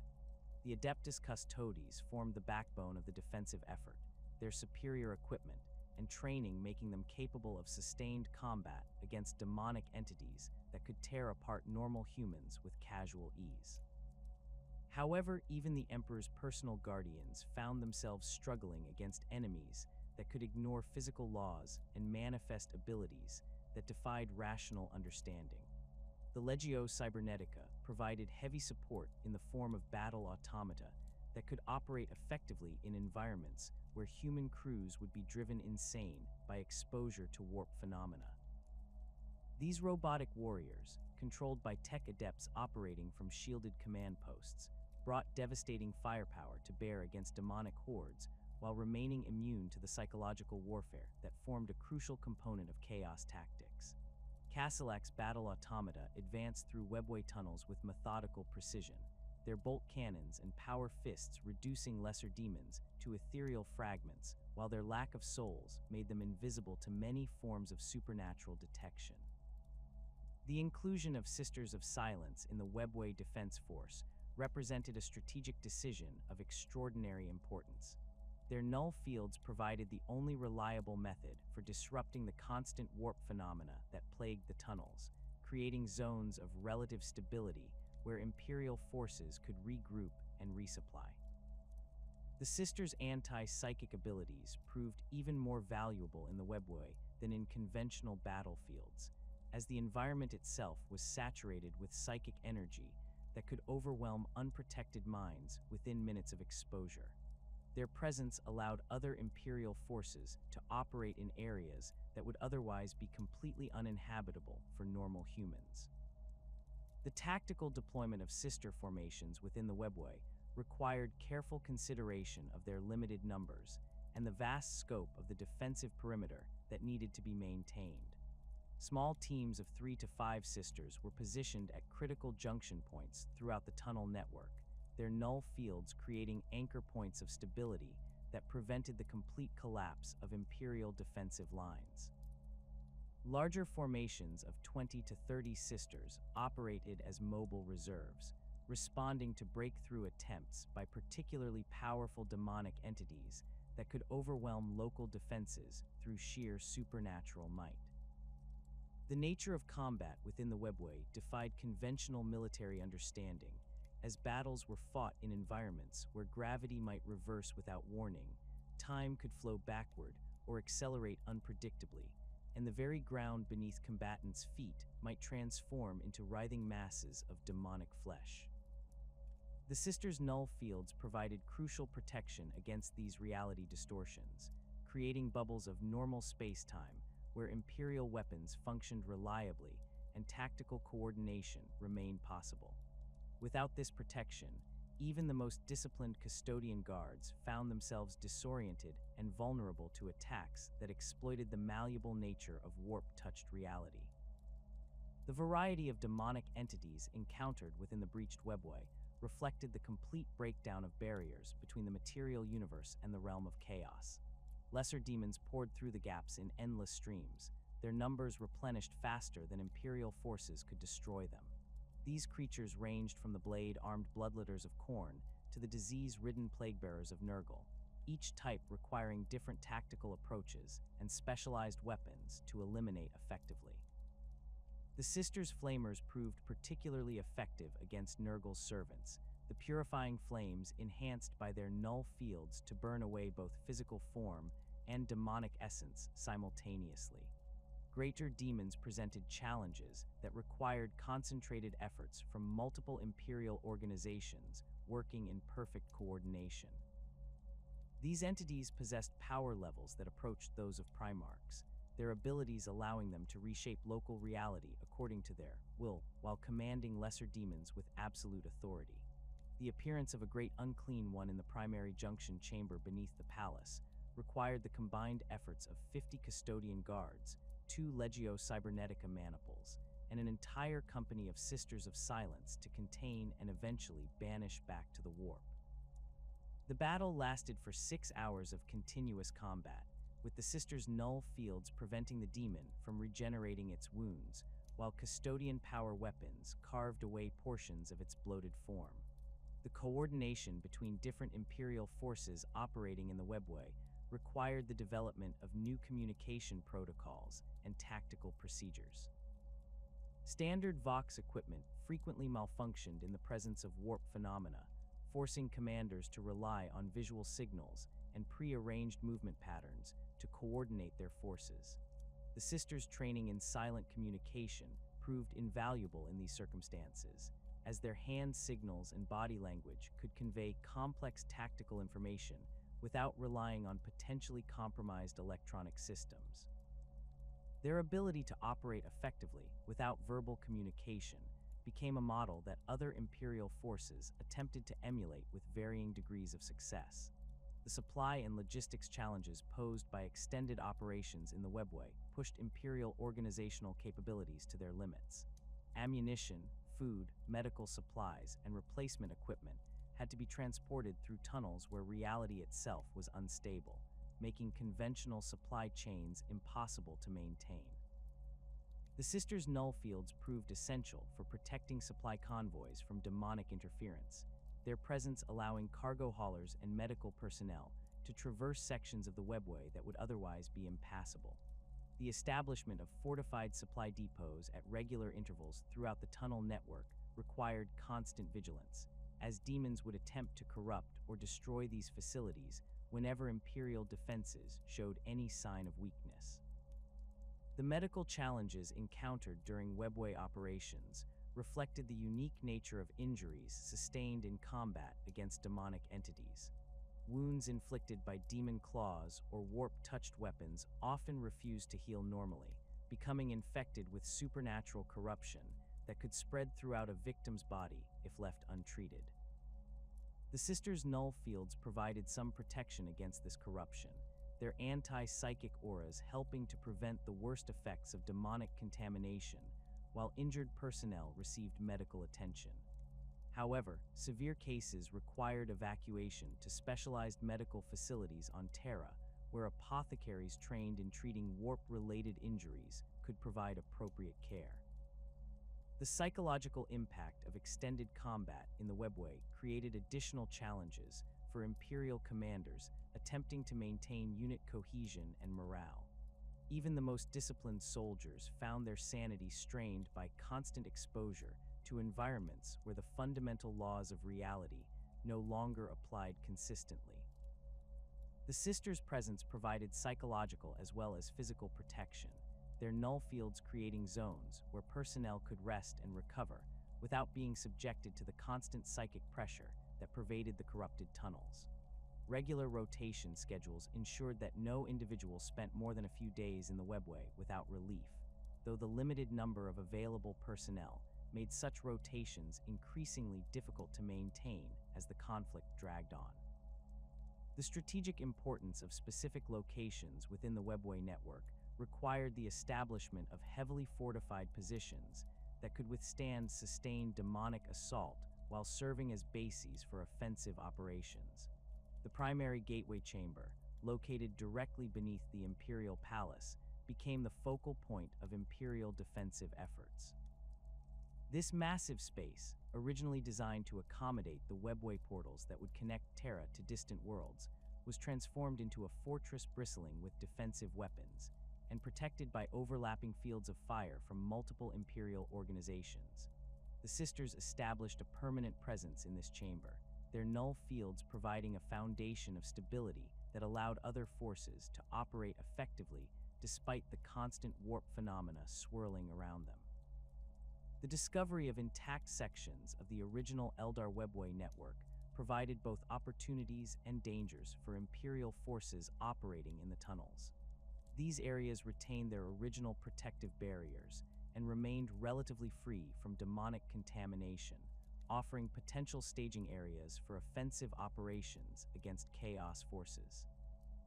However, the alien architecture and technology found in these sections posed their own risks, as Imperial personnel who attempted to interact with Eldar systems often triggered defensive mechanisms or became lost in spatial distortions that defied human understanding. The Sisters' null fields provided some protection against these alien influences, though their anti-psychic nature also prevented them from operating Eldar technology that relied on psychic interfaces. The role of the Sisters of Silence in closing minor warp rifts became one of their most crucial contributions to the webway defense effort. These tiers in reality, while smaller than the primary breach caused by Magnus, allowed constant reinforcement of demonic forces and created localized zones of extreme instability that threatened Imperial defensive positions. The Sisters developed specialized techniques for approaching these rifts safely, their null fields gradually compressing the tiers until they collapsed back into normal space-time. This process required precise coordination between multiple Sisters working in concert, as insufficient pressure would allow the rift to expand, while excessive force could trigger catastrophic explosions that would damage surrounding Imperial positions. The Emperor's reliance on the Sisters of Silence during his vigil on the Golden Throne extended beyond their role in the webway battles themselves. Their null fields provided essential protection for the throne chamber, preventing demonic entities from manifesting directly within the Emperor's presence, while he focused his psychic might on maintaining the barriers that held back the worst of the warp incursion. A rotating guard of 12 Sisters maintained constant vigilance around the Golden Throne, their presence ensuring that the Master of Mankind could concentrate entirely on his psychic battle, without concern for physical threats to his immobilized form. The technical challenges of maintaining Imperial equipment in the warp-saturated environment of the webway required constant innovation and adaptation from Mechanicus tech, adepts supporting the operation. Standard power sources frequently failed when exposed to demonic influence, while mechanical systems could spontaneously transform into organic horrors or simply cease to function according to known physical laws. The Sisters' null fields provided zones where equipment functioned more reliably, making them essential partners for tech adepts attempting to maintain communications arrays, weapon systems, and life support equipment throughout the tunnel network. The intelligence gathered during webway operations revealed disturbing information about the long-term strategic implications of the breach. Demonic forces were not simply pouring through the gaps randomly, but were following coordinated plans designed to establish permanent footholds within the tunnel network. The discovery of demon-constructed fortifications and summoning circles indicated that Chaos forces intended to use the webway as a staging area for attacks against Terra itself, transforming the Emperor's greatest achievement into a dagger pointed at the heart of the Imperium. This intelligence prompted changes in Imperial defensive strategy, shifting from purely reactive measures to active offensive operations designed to clear corrupted sections of the webway and prevent the establishment of permanent Chaos strongholds. The Warmaster's final assault on Terra marked the culmination of 7 years of civil war that had torn the Imperium apart, and for the Sisters of Silence, it represented their most desperate hour.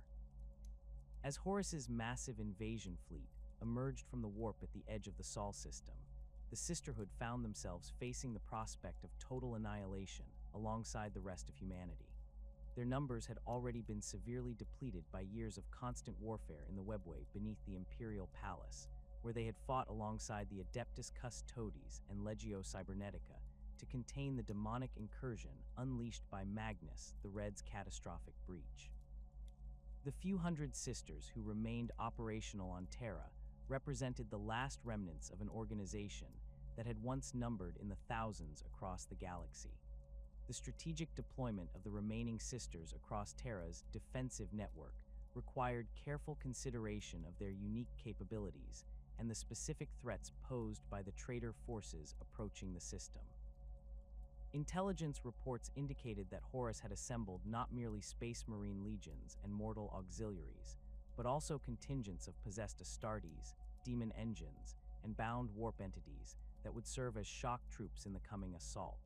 The Sisters' anti-psychic abilities would prove essential in countering these supernatural threats, but their limited numbers meant that each deployment decision could determine the fate of entire defensive sectors.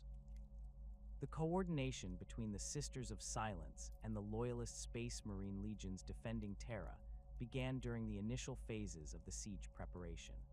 The Imperial Fists, under the command of Rogel Dorn, had transformed the Imperial Palace and surrounding areas into the most formidable fortress complex in human history. The Praetorian's methodical approach to defensive warfare recognized the value of anti-psychic support, and he allocated precious resources to ensure that sister formations could be integrated effectively into his defensive plans. Small teams of sisters were assigned to critical positions throughout the palace complex, their null fields providing protection against the psychic reconnaissance and infiltration attempts that preceded the main assault. The Blood Angels contingent, led by Sanguinius himself, brought a different tactical philosophy to the defense of Terra. The Ninth Legion's emphasis on rapid response and close quarters combat complemented the Sisters' anti-psychic capabilities perfectly, as their combined forces could quickly neutralize breakthrough attempts by possessed traitor marines or demon engines. The Angel's personal respect for the Sisterhood's sacrifice during the Webway War ensured that his warriors understood the importance of protecting their silent allies, leading to the development of specialized tactics that maximized the effectiveness of mixed formations operating in urban combat environments. The White Scar's role in Terra's defense focused on mobile operations designed to disrupt traitor supply lines and communication networks across the planet's surface. Jagatai Khan's warriors had maintained their traditional shamanic practices despite the restrictions of the Edict of Nicaea, creating potential vulnerabilities that enemy psykers might exploit during combat. The assignment of sister teams to White Scar's formations served dual purposes. Their null fields provided protection against psychic attacks, while ensuring that the 5th Legion's questionable compliance with anti-psychic regulations did not compromise defensive operations. The cultural differences between the free-spirited White Scars and the disciplined Sisterhood created initial friction, but shared combat experience quickly forged bonds of mutual respect and tactical cooperation. The first phase of the siege began with orbital bombardments that reduced vast sections of Terra's surface to radioactive wasteland, while traitor drop pods and landing craft delivered assault forces directly into the heart of the Imperial Palace complex. The Sisters found themselves thrust immediately into close-quarters combat against enemies whose corruption by chaos had transformed them into something far more dangerous than conventional space marines. Possessed Astartes demonstrated abilities that combined superhuman physical prowess with demonic powers, their bodies serving as vessels for warp entities that could manifest claws of pure energy, breathe streams of corrosive acid, or phase in and out of reality at will. The null fields generated by the Sisters proved devastatingly effective against these possessed warriors, as the anti-psychic energy disrupted the connection between demon and host. Traitor Marines who had seemed invincible moments before would suddenly collapse in agony as their possessing entities were forced back into the warp, leaving behind merely human-level opponents that loyalist forces could engage with conventional weapons. However, the process of severing these demonic bonds often triggered violent psychic backlash that could injure or kill nearby Sisters, making such encounters extremely dangerous despite their tactical advantages. The deployment of demon engines by the traitor forces created new challenges that required innovative tactical responses from the defending Imperial forces. These mechanical abominations combined advanced technology with bound demonic entities, creating weapons platforms that could ignore conventional damage while manifesting supernatural abilities that defied rational understanding.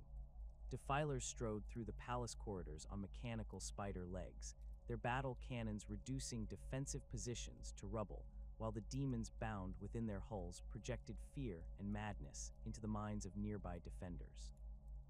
The Sisters' null fields could disrupt the demonic components of these engines, causing their supernatural abilities to fail and reducing them to merely mechanical threats that could be destroyed through concentrated firepower.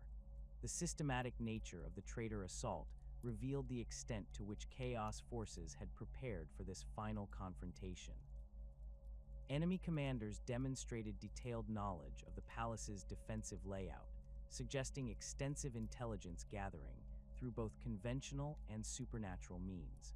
Traitor sorcerers attempted to establish summoning circles in captured areas, seeking to open permanent portals that would allow unlimited demonic reinforcements to pour into the heart of the Imperial defense. The Sisters' primary mission became the identification and destruction of these ritual sites, their null fields preventing the completion of summoning ceremonies, while their flamers purged the corruption that lingered in areas where such rituals had been attempted. The coordination between different loyalist forces required constant adaptation as the battle progressed through the palace complex. Custodian Guard formations operated with their characteristic independence, their superior equipment and training allowing them to engage the most dangerous traitor champions in single combat, while Sister support prevented enemy psykers from interfering in these duels. The precision of custodian tactics complemented the Sisters' defensive capabilities, creating small but highly effective strike teams that could eliminate specific threats without requiring extensive support from other Imperial forces. The Imperial Fist's defensive doctrine emphasized the creation of overlapping fields of fire and mutually supporting strong points throughout the palace complex. Sister teams integrated into these defensive networks provided crucial early warning systems for psychic attacks, their null fields detecting the approach of invisible demon infiltrators or possessed marines attempting to bypass conventional sensors. The methodical nature of Imperial Fist's operations suited the Sisters' disciplined approach to warfare, leading to highly effective combined arms tactics that maximize the defensive potential of limited personnel resources. The Blood Angels' more aggressive tactical philosophy created opportunities for offensive operations designed to disrupt traitor assault formations before they could reach critical defensive positions. Sister-supported Blood Angels strike teams launched rapid attacks against enemy command posts and supply depots, their combined abilities allowing them to penetrate deeply into traitor-held territory while remaining protected against psychic counterattacks. These operations required precise timing and coordination, as the Sisters' null fields could interfere with the Blood Angels' own psychic abilities if not carefully managed during combat situations. The casualties sustained by the Sisters of Silence during the early phases of the siege reflected the intensity of combat and the specific targeting they received from enemy forces. Traitor commanders quickly recognized the threat posed by anti-psychic specialists and began directing concentrated attacks against identified sister positions. Chaos sorcerers employed long-range psychic assaults designed to overwhelm null fields through sheer magnitude, while possessed Marines attempted to engage sisters in close combat where their enhanced physical capabilities could negate the advantages provided by anti-psychic abilities. The loss of even a single sister represented a significant reduction in the defender's anti-psychic capabilities, making casualty prevention a critical priority for loyalist commanders. The arrival of traitor Titan legions on Terra's surface created unprecedented challenges for the defending Imperial forces. These massive war machines had been corrupted by exposure to chaos, their machine spirits replaced by bound demons that granted them abilities far beyond their original specifications. Chaos Titans could phase through solid matter, regenerate damage through demonic healing, or project devastating psychic attacks that could level entire city blocks. The Sisters found themselves facing enemies whose null fields could barely affect, as the sheer scale of demonic possession within these war machines exceeded their capacity to disrupt. The development of new tactical procedures for engaging demon-corrupted Titans required innovation and desperate improvisation from Imperial commanders. Sister formations learned to target the specific components of Titan weapon systems that relied on demonic enhancement, their null fields disrupting targeting systems and fire control mechanisms that had been augmented with warp-based technology. While they could not destroy these massive enemies directly, the Sisters could reduce their effectiveness enough to allow conventional anti-Titan weapons to achieve killing hits against critical systems. The defense of the Eternity Gate, the massive portal that provided access to the inner sanctum of the Imperial Palace, became the focal point of the entire siege, as traitor forces concentrated their efforts on breaching this final barrier. The gate's defensive systems included both technological and psychic components, creating a killing ground where the Sisters' abilities proved essential for maintaining the integrity of the overall defensive network. Chaos sorcerers attempted to corrupt the gate's machine spirits and override its security protocols through psychic manipulation, while demon engines sought to physically batter down the massive doors through brute force attacks. The final phase of the siege saw the deployment of the traitor Primarchs themselves in direct combat against the palace's remaining defenders. These fallen demigods had been transformed by their allegiance to chaos, their already superhuman abilities enhanced by demonic gifts that made them nearly unstoppable opponents. The Sisters found themselves facing enemies whose psychic might far exceeded anything they had previously encountered, as corrupted Primarchs could manifest abilities that overwhelmed even concentrated null fields through sheer magnitude of power. The confrontation between loyalist and traitor forces in the throne room itself represented the culmination of the Sisterhood's sacrifice during the siege. The few dozen sisters who had survived the weeks of constant combat found themselves serving as the last line of defense for the Golden Throne, their null fields providing the only protection for the Emperor's physical form as he maintained his psychic vigil in the webway. The presence of Horus himself, now fully corrupted by the powers of chaos, created psychic disturbances so intense that several sisters collapsed immediately upon his arrival, their null fields overwhelmed by the sheer magnitude of demonic energy radiating from the War Master's transformed body. The near extinction of the Sisters of Silence during the Siege of Terra marked the end of an era for for the organization that had served as humanity's primary defense against psychic threats since the Unification Wars. Of the hundreds of sisters who had participated in the defense of Terra, fewer than a dozen survived the final battles, their numbers so reduced that the organization effectively ceased to function as a coherent military force. The survivors bore witness to the Emperor's final confrontation with Horus and his subsequent entombment upon the Golden Throne, becoming the last living links to the Sisterhood's glorious past and the guardians of knowledge that would prove essential for the organization's eventual resurrection in the dark millennia to come. The aftermath of the Emperor's final confrontation with Horus left the Imperium reeling from losses that extended far beyond the physical destruction wrought upon Terra's surface. The handful of Sisters of Silence who had survived the siege found themselves witnesses to a fundamental transformation of the realm they had served since its inception. The Master of Mankind, once the driving force behind humanity's expansion across the galaxy, now lay entombed upon the Golden Throne in a state between life and death, his consciousness locked in eternal battle within the webway, while his physical form required constant life support to maintain even the most basic functions. The immediate priority for imperial authorities became the establishment of new governmental structures capable of functioning without the Emperor's direct guidance.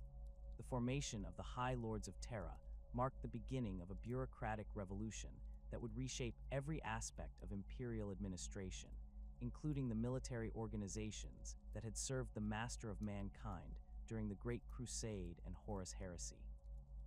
The surviving members of the Adeptus Custodes assumed responsibility for protecting the Golden Throne and the Emperor's physical form, while the Space Marine legions began the process of reorganization that would eventually see them divided into smaller chapters according to the principles outlined in the Codex Astartes. For the Sisters of Silence, these administrative changes represented an existential crisis that threatened to complete the destruction begun by 7 years of constant warfare. The organization's command structure had been virtually eliminated during the siege, with most senior officers killed in action and their fortress convent beneath the Himalayan mountains severely damaged by the fighting that had raged through the palace complex.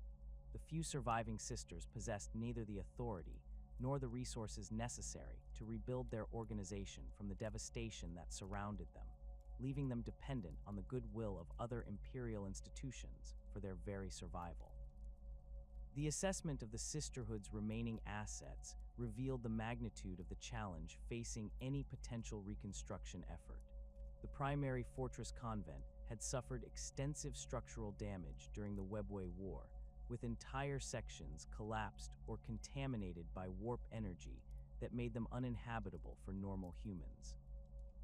The specialized equipment that had taken centuries to develop and manufacture lay scattered across battlefields throughout the Sol system, much of it destroyed or damaged beyond repair.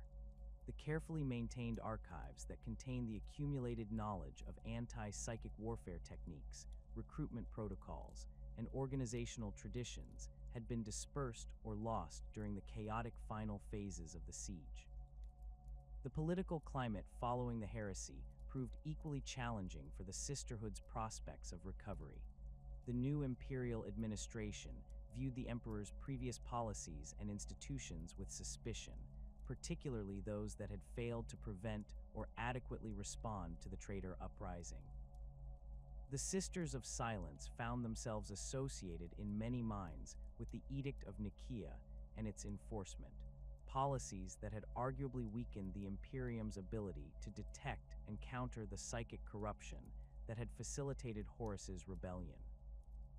Critics argued that the systematic elimination of Space Marine librarians had left loyalist forces vulnerable to traitor sorcery, while the resources devoted to anti-psychic warfare might have been better spent on conventional military preparations. The practical considerations surrounding the Sisterhood's future became apparent as the new High Lords began implementing comprehensive reforms across all imperial institutions.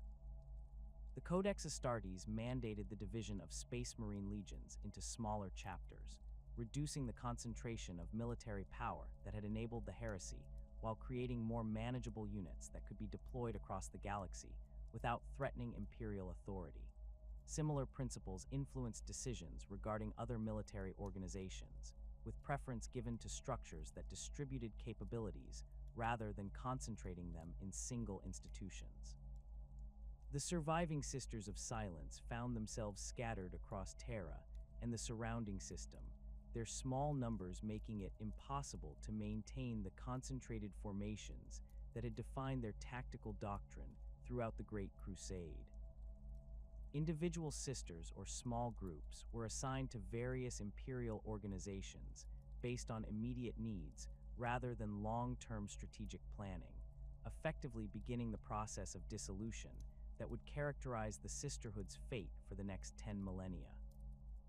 Some sisters joined Inquisition teams that were beginning to form in response to the need for investigating and countering chaos corruption, while others were attached to Adeptus Mechanicus expeditions tasked with recovering lost technology from battlefields across the galaxy.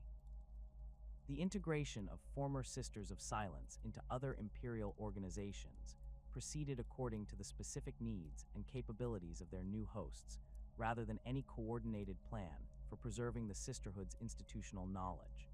The Officio Assassinorum expressed interest in recruiting sisters with particularly strong null abilities for incorporation into the Culexus Temple, recognizing the potential for enhancing their existing anti-psychic assassination capabilities. However, the Temple's rigorous selection criteria and specialized training requirements meant that only a handful of sisters possessed the specific combination of abilities and psychological profiles necessary for successful integration into their ranks.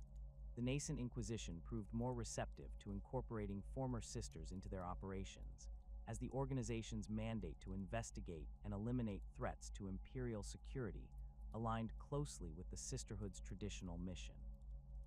Individual inquisitors began recruiting sisters as personal retainers, valuing their anti-psychic abilities and combat experience for operations against suspected heretics and chaos cultists. This integration occurred on an ad hoc basis without formal protocols or institutional oversight, leading to significant variations in how different sisters were employed and the resources made available to support their activities. The Adeptus Mechanicus showed particular interest in the technological aspects of the sisterhood's equipment and training methods, seeking to preserve the knowledge accumulated over centuries of anti-psychic warfare research. Tech adepts conducted extensive interviews with surviving sisters, documenting their understanding of null field generation, specialized weapon systems, and the physiological effects of prolonged exposure to anti-psychic energy. This information was incorporated into broader research programs aimed at developing new technologies for detecting and countering psychic threats, though the practical applications of this knowledge would not become apparent for several millennia. The abandonment of the sisterhood's primary strongholds proceeded gradually as imperial authorities determined that the resources required for reconstruction could not be justified given the organization's reduced numbers and uncertain future. The fortress convent beneath the Himalaysian mountains was sealed and declared off limits to unauthorized personnel, its damaged sections cordoned off while the remaining intact areas were converted to storage facilities for other imperial organizations. The specialized training grounds, meditation chambers, and equipment manufactories that had defined the sisterhood's institutional identity were stripped of valuable materials and left to decay in the darkness beneath Terra's surface.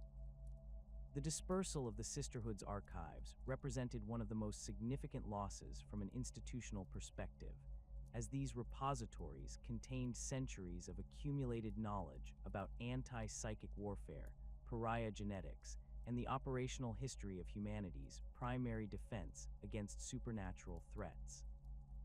Some documents were transferred to the nascent Inquisition's archives, where they would eventually form part of the foundation for specialized anti-demon and anti-psyker operations.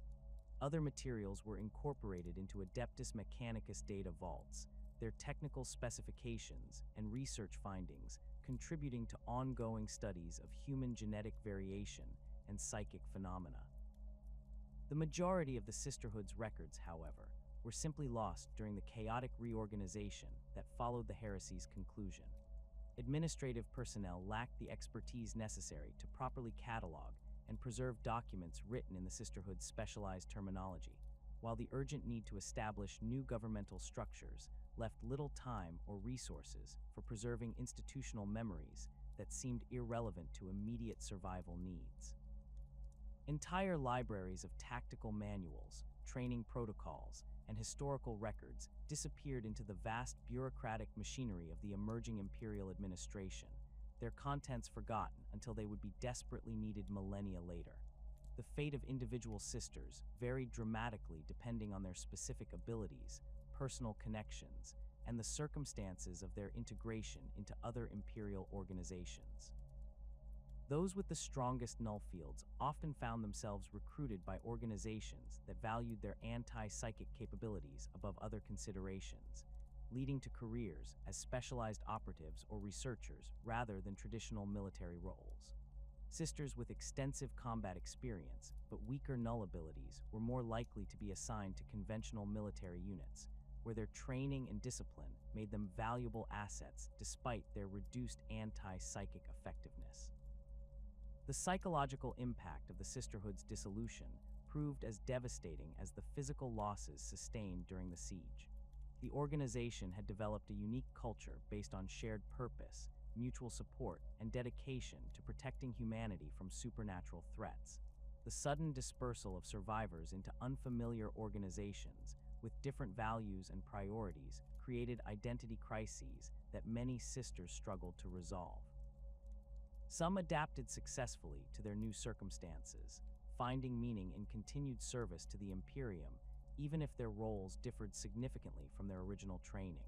Others became increasingly isolated and bitter, viewing their reassignment as abandonment by the very institution they had sacrificed so much to protect. The loss of the Sisterhood's recruitment and training infrastructure had long-term consequences that extended far beyond the immediate post-Heresy period. The specialized knowledge required to identify and develop pariah abilities had been accumulated over centuries through careful observation and experimentation, much of which existed only in the memories of sisters who were now scattered across the galaxy.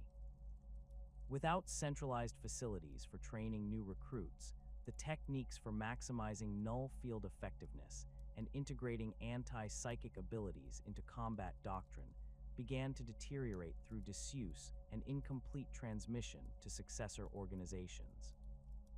The technological capabilities that had distinguished the Sisters of Silence from other imperial military forces also began to decline, as the specialized equipment they had developed fell into disrepair without proper maintenance and replacement.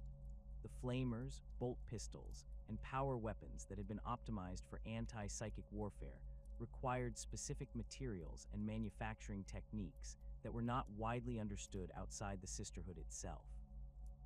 As these weapons were damaged or destroyed during subsequent operations, they were typically replaced with standard Imperial equipment that lacked the specialized capabilities necessary for maximum effectiveness against psychic threats.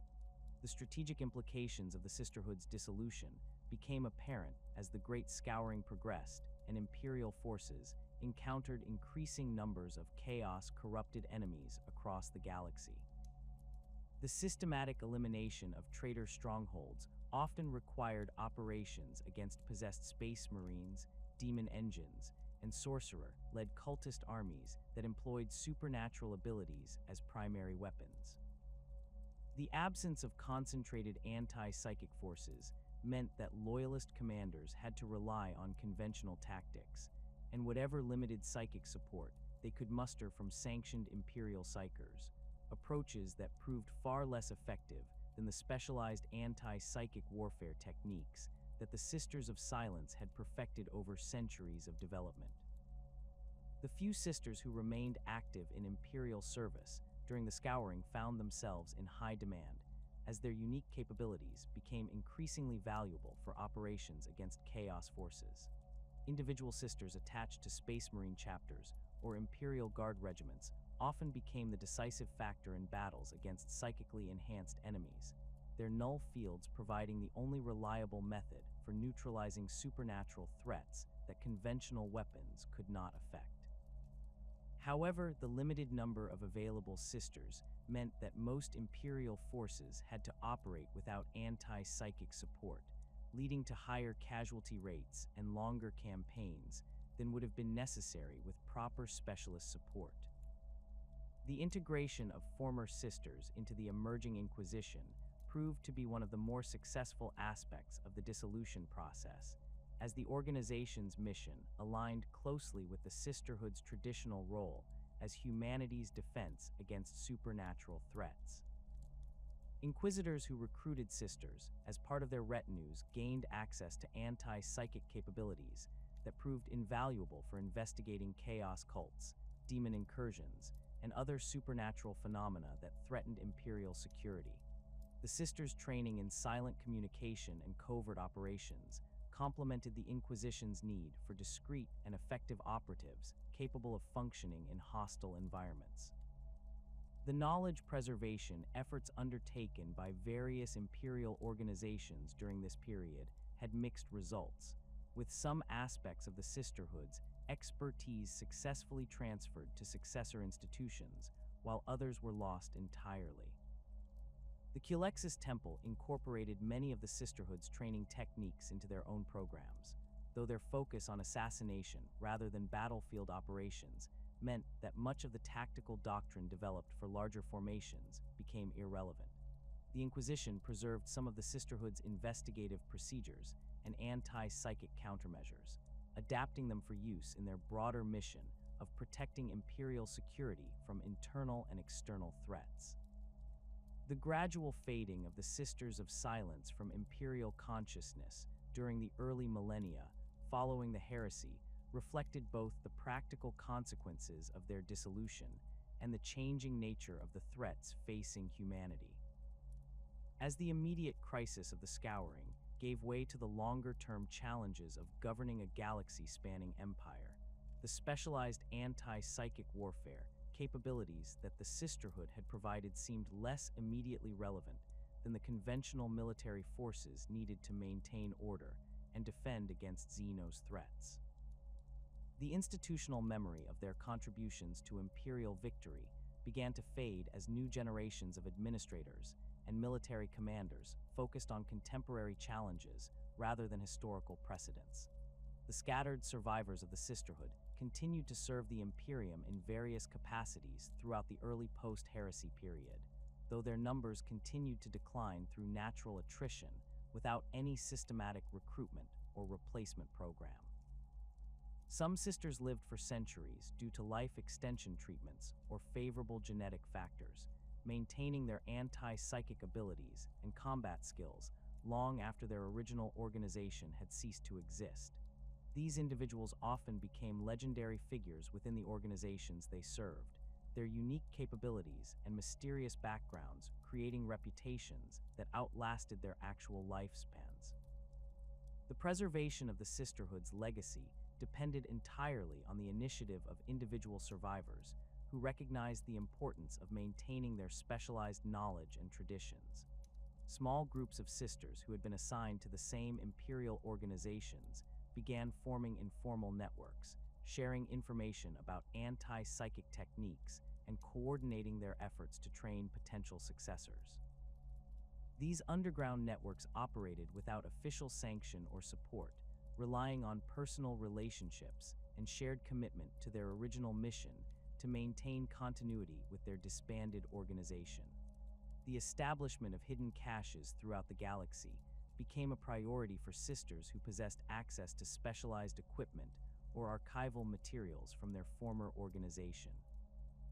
These secret repositories were concealed on shrine worlds, within abandoned Space Marine facilities, or in the depths of hive cities where Imperial authorities were unlikely to conduct thorough investigations.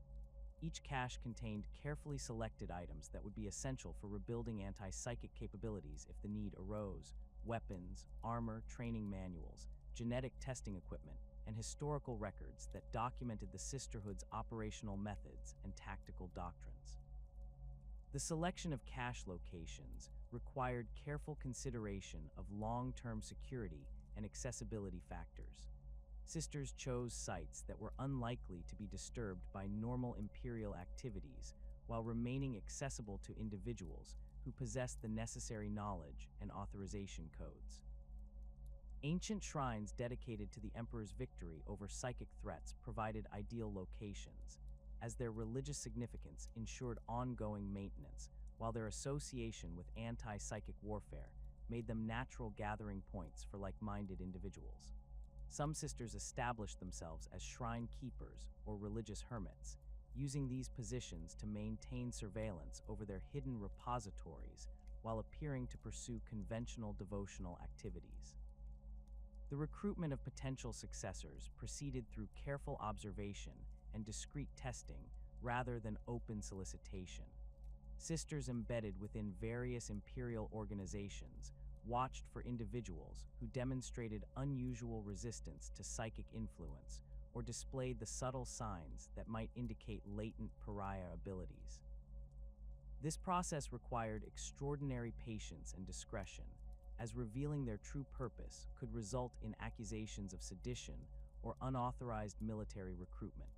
Many sisters spent decades building relationships with potential candidates before revealing their true nature and offering specialized training in anti-psychic warfare techniques.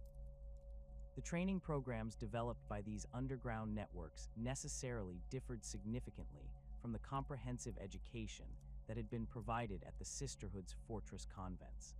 Limited resources and the need for secrecy meant that instruction focused on the most essential skills rather than the full spectrum of capabilities that had characterized the original organization. Recruits learned basic null field manipulation, fundamental combat techniques, and the principles of operating covertly within imperial society while maintaining their anti-psychic abilities. Advanced training in specialized weapons, large unit tactics, and the deeper mysteries of pariah genetics remained unavailable without access to the facilities and equipment that had been lost during the dissolution. The development of new operational doctrines reflected the changed circumstances under which these successor groups had to function. The massive formations and open military operations that had characterized the Sisters of Silence during the Great Crusade were impossible for small cells operating without official recognition or support. Instead, these groups adopted methods more suited to covert operations, infiltration techniques, sabotage operations, and targeted assassinations that could be accomplished by individuals or very small teams. The emphasis shifted from battlefield supremacy to discrete elimination of specific threats, requiring different skills and equipment than had been necessary during the Sisterhood's conventional military role. The coordination between different survivor cells required the establishment of communication networks that could operate securely across the vast distances of the galaxy. Sisters developed coded messages that could be transmitted through normal Imperial communication channels without attracting attention from security agencies, using religious terminology and commercial language to disguise their true content. These messages allowed scattered groups to share intelligence about emerging psychic threats, coordinate responses to major incidents, and maintain the sense of shared purpose that had defined their original organization. The networks also facilitated the exchange of personnel and resources when specific operations required capabilities that individual cells could not provide independently. The relationship between these underground networks and officially sanctioned imperial organizations remained complex and often contradictory. Some sisters maintained their positions within the Inquisition, Adeptus Mechanicus, or other institutions, while secretly supporting the preservation efforts, using their official roles to gather intelligence and resources that benefited the broader survivor community. Others operated entirely outside imperial authority, viewing the dissolution of their organization as a betrayal that released them from their obligations to the current administration. This division created tensions within the survivor community, as different groups pursued conflicting strategies for maintaining their anti-psychic capabilities while serving what they viewed as the Emperor's true interests. The emergence of new psychic threats during the millennia following the Heresy provided opportunities for survivor cells to demonstrate their continued relevance to imperial security. Chaos cult uprisings, demon incursions, and rogue psyker incidents occurred with increasing frequency as the Imperium's expansion brought human populations into contact with dangerous warp phenomena across the galaxy. The discreet intervention of sister cells in these incidents often prevented minor problems from escalating into major crises, though their unofficial status meant that their contributions rarely received recognition from Imperial authorities. These operations served as training exercises for new recruits while validating the tactical doctrines that had been adapted for small unit operations. The investigation of psychic anomalies became a specialized mission profile for survivor cells, as their anti-psychic abilities made them uniquely qualified to explore dangerous sites and phenomena that posed unacceptable risks to normal Imperial personnel. Ancient battlefields where massive psychic conflicts had occurred often retained residual warp energy that could manifest as hostile entities or reality distortions, requiring careful study to determine appropriate containment measures. Sister cells developed expertise in identifying and neutralizing these psychic scars, preventing them from becoming sources of ongoing contamination that could threaten nearby Imperial populations. The recovery of lost sisterhood equipment and archives became an ongoing priority for survivor networks, as these materials represented irreplaceable resources for maintaining and expanding their anti-psychic capabilities. Battlefield salvage operations following major Imperial campaigns sometimes yielded specialized weapons or armor that had been abandoned during the chaos of the Heresy and its aftermath. The identification and recovery of these items required extensive knowledge of the Sisterhood's equipment specifications and manufacturing techniques, information that existed primarily in the memories of surviving veterans who had used such gear during active service. The preservation of genetic knowledge related to the pariah mutation proved particularly challenging, as this information had been closely guarded by the Sisterhood's senior leadership and research specialists, most of whom had been killed during the Siege of Terra. The few sisters who possessed detailed understanding of pariah genetics found themselves responsible for maintaining breeding programs and identification protocols that could ensure the continued availability of suitable recruits for anti-psychic operations. This work required careful coordination with Imperial medical facilities and genetic research programs, often conducted through intermediaries who were unaware of the true purpose behind their activities. The establishment of safe houses and training facilities in remote locations provided survivor cells with the infrastructure necessary for conducting extended operations and preparing new recruits for active service. These installations were typically disguised as religious retreats, research stations, or commercial facilities that would not attract unwanted attention from Imperial authorities. The construction and maintenance of these facilities required significant resources and expertise, forcing survivor networks to develop relationships with sympathetic Imperial officials, merchant organizations, and technical specialists who could provide necessary support without compromising operational security. The development of new recruitment techniques reflected the changed circumstances under which survivor cells had to identify and train potential anti-psychic operatives. The systematic genetic testing and evaluation programs that had characterized the original Sisterhood were impossible to maintain without official Imperial support, forcing recruiters to rely on more discreet methods of identifying pariah candidates. These techniques included observation of individuals who displayed unusual social isolation, resistance to psychic influence, or the ability to cause discomfort in nearby psykers. The identification process often required months or years of careful study before recruiters could be confident that a potential candidate possessed the necessary genetic markers for anti-psychic abilities. The training of new operatives proceeded according to modified protocols that emphasized practical skills over theoretical knowledge, as the limited time and resources available to survivor cells prevented the comprehensive education that had been provided at the Sisterhood's original facilities. Recruits learned essential combat techniques, basic null field manipulation, and the principles of covert operations within Imperial society. Advanced training in specialized weapons, large unit tactics, and the deeper aspects of anti-psychic warfare remained available only to the most promising candidates who demonstrated exceptional aptitude and commitment to the survivor cause. The integration of new recruits into existing operational cells required careful evaluation of both technical capabilities and psychological compatibility.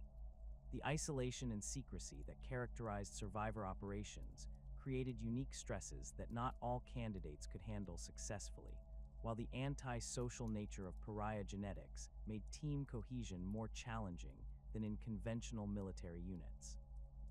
Successful integration often required months of gradual introduction to operational activities, allowing new operatives to develop the relationships and skills necessary for effective participation in covert anti-psychic operations. The coordination between survivor cells and legitimate imperial anti-psychic organizations created opportunities for mutual support while maintaining operational security for both parties. The Culexis Temple occasionally provided training resources or specialized equipment to survivor networks in exchange for intelligence about emerging psychic threats or assistance with particularly dangerous assassination missions. These relationships developed gradually through intermediaries and required careful management to prevent either organization from being compromised by association with the other. The benefits of such cooperation often outweighed the risks, as both groups shared common enemies and complementary capabilities that enhanced their overall effectiveness against psychic threats. The preservation of genetic knowledge related to the pariah mutation proved particularly challenging, as this information had been closely guarded by the Sisterhood's senior leadership and research specialists, most of whom had been killed during the Siege of Terra. The few sisters who possessed detailed understanding of pariah genetics found themselves responsible for maintaining breeding programs and identification protocols that could ensure the continued availability of suitable recruits for anti-psychic operations. This work required careful coordination with imperial medical facilities and genetic research programs, often conducted through intermediaries who were unaware of the true purpose behind their activities. The establishment of safe houses and training facilities in remote locations provided survivor cells with the infrastructure necessary for conducting extended operations and preparing new recruits for active service. These installations were typically disguised as religious retreats, research stations, or commercial facilities that would not attract unwanted attention from imperial authorities. The construction and maintenance of these facilities required significant resources and expertise, forcing survivor networks to develop relationships with sympathetic imperial officials, merchant organizations, and technical specialists who could provide necessary support without compromising operational security. The millennia that followed saw the gradual evolution of these survivor networks into something resembling a shadow organization operating parallel to official imperial institutions. The death of the last original sisters from the Great Crusade era marked a crucial transition point, as leadership passed to individuals who had never experienced the Sisterhood's glory days, but maintained their commitment to its anti-psychic mission. These second and third generation inheritors faced the challenge of preserving traditions and knowledge that existed primarily in fragmentary form, requiring them to reconstruct operational doctrines and training methods from incomplete sources. The development of new identification techniques for pariah candidates became increasingly sophisticated as survivor cells gained access to advanced imperial medical technology. Discrete genetic screening programs were established within certain Imperial Guard recruitment centers and Schola Progenium facilities, allowing trained operatives to identify potential candidates without revealing their true purpose. These programs required careful coordination with sympathetic medical personnel who could conduct the necessary tests while maintaining plausible cover stories for their activities. The identification of suitable candidates often led to their gradual recruitment through seemingly coincidental encounters and carefully orchestrated circumstances that made their eventual induction into survivor cells appear natural rather than planned. The relationship between survivor cells and the emerging Inquisition grew more complex as both organizations matured and expanded their operations across the galaxy. Some Inquisitors discovered the existence of these underground networks and chose to establish covert relationships that provided them with access to anti-psychic specialists for particularly dangerous investigations. These partnerships operated through elaborate systems of intermediaries and coded communications that protected both parties from potential accusations of unauthorized collaboration. The Inquisition's growing awareness of the systemic nature of chaos corruption made them increasingly receptive to working with any organization capable of providing effective countermeasures, even if such cooperation violated official protocols. The technological development within survivor networks proceeded along different paths than had characterized the original sisterhood, as limited resources and the need for secrecy prevented large-scale manufacturing programs or extensive research facilities. Instead, survivor cells focused on maintaining and gradually improving the equipment they possessed while developing new techniques for maximizing the effectiveness of standard Imperial gear when used by pariah operatives. Modified bolt pistols incorporated specialized ammunition designed to disrupt psychic phenomena, while standard flamer fuel was enhanced with additives that made it more effective against demonically possessed targets. The emergence of new psychic threats during the Age of Apostasy provided survivor cells with opportunities to demonstrate their continued relevance while testing their evolved operational capabilities. The widespread civil wars that characterized this period often involved psykers and sorcerers who had gained positions of authority within various imperial factions, creating targets that required anti-psychic specialists to eliminate effectively. Survivor cells conducted numerous assassination operations during these conflicts, their discreet interventions often preventing minor disputes from escalating into full-scale demon incursions that could have devastated entire sectors. The coordination between different survivor networks improved significantly during this period as communication technologies advanced and travel between star systems became more reliable. Regular conferences were established at hidden locations throughout the galaxy, allowing representatives from different cells to share intelligence, coordinate operations, and maintain the sense of unity that had defined their original organization. These gatherings served multiple purposes beyond simple coordination, as they provided opportunities for advanced training, equipment exchange, and the preservation of institutional knowledge through oral tradition and carefully maintained archives. The recruitment of individuals from other imperial organizations became increasingly common as survivor cells recognized the value of incorporating personnel with complementary skills and access to resources that pure pariah genetics could not provide. Former Imperial Guard officers provided tactical expertise and knowledge of conventional military operations, while ex-Adeptus Mechanicus personnel contributed technical skills essential for maintaining specialized equipment. These recruits underwent extensive screening and gradual indoctrination processes to ensure their loyalty and compatibility with anti-psychic operations, though they rarely achieved the same level of integration as natural pariahs. The development of intelligence networks became a crucial component of survivor cell operations as they expanded their activities beyond simple threat response to include proactive identification and elimination of emerging psychic dangers. These networks incorporated sympathetic individuals throughout imperial society, from low-level administratum clerks who could identify unusual bureaucratic activities to high-ranking military officers who provided advance warning of operations involving suspected psykers. The cultivation and maintenance of these intelligence assets required significant time and resources, but the information they provided often made the difference between successful operations and catastrophic failures. The establishment of training exchanges between survivor cells and legitimate imperial anti-psychic organizations created opportunities for knowledge transfer that benefited both parties while maintaining operational security. The Culexus Temple occasionally provided advanced instruction in assassination techniques and specialized equipment in exchange for intelligence about pariah genetics and null field manipulation methods that could enhance their own capabilities. These exchanges were conducted through elaborate security protocols that prevented either organization from gaining complete knowledge of the other's operations, while allowing beneficial cooperation on specific projects. The preservation of historical knowledge became increasingly important as survivor cells recognized that their informal organization represented the only remaining repository of information about the original Sisters of Silence and their contributions to Imperial history.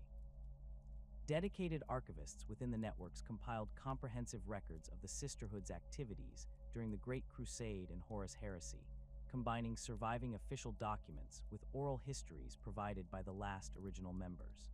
These historical projects served both practical and inspirational purposes, preserving tactical knowledge while maintaining the sense of continuity that motivated continued resistance to the organization's official dissolution.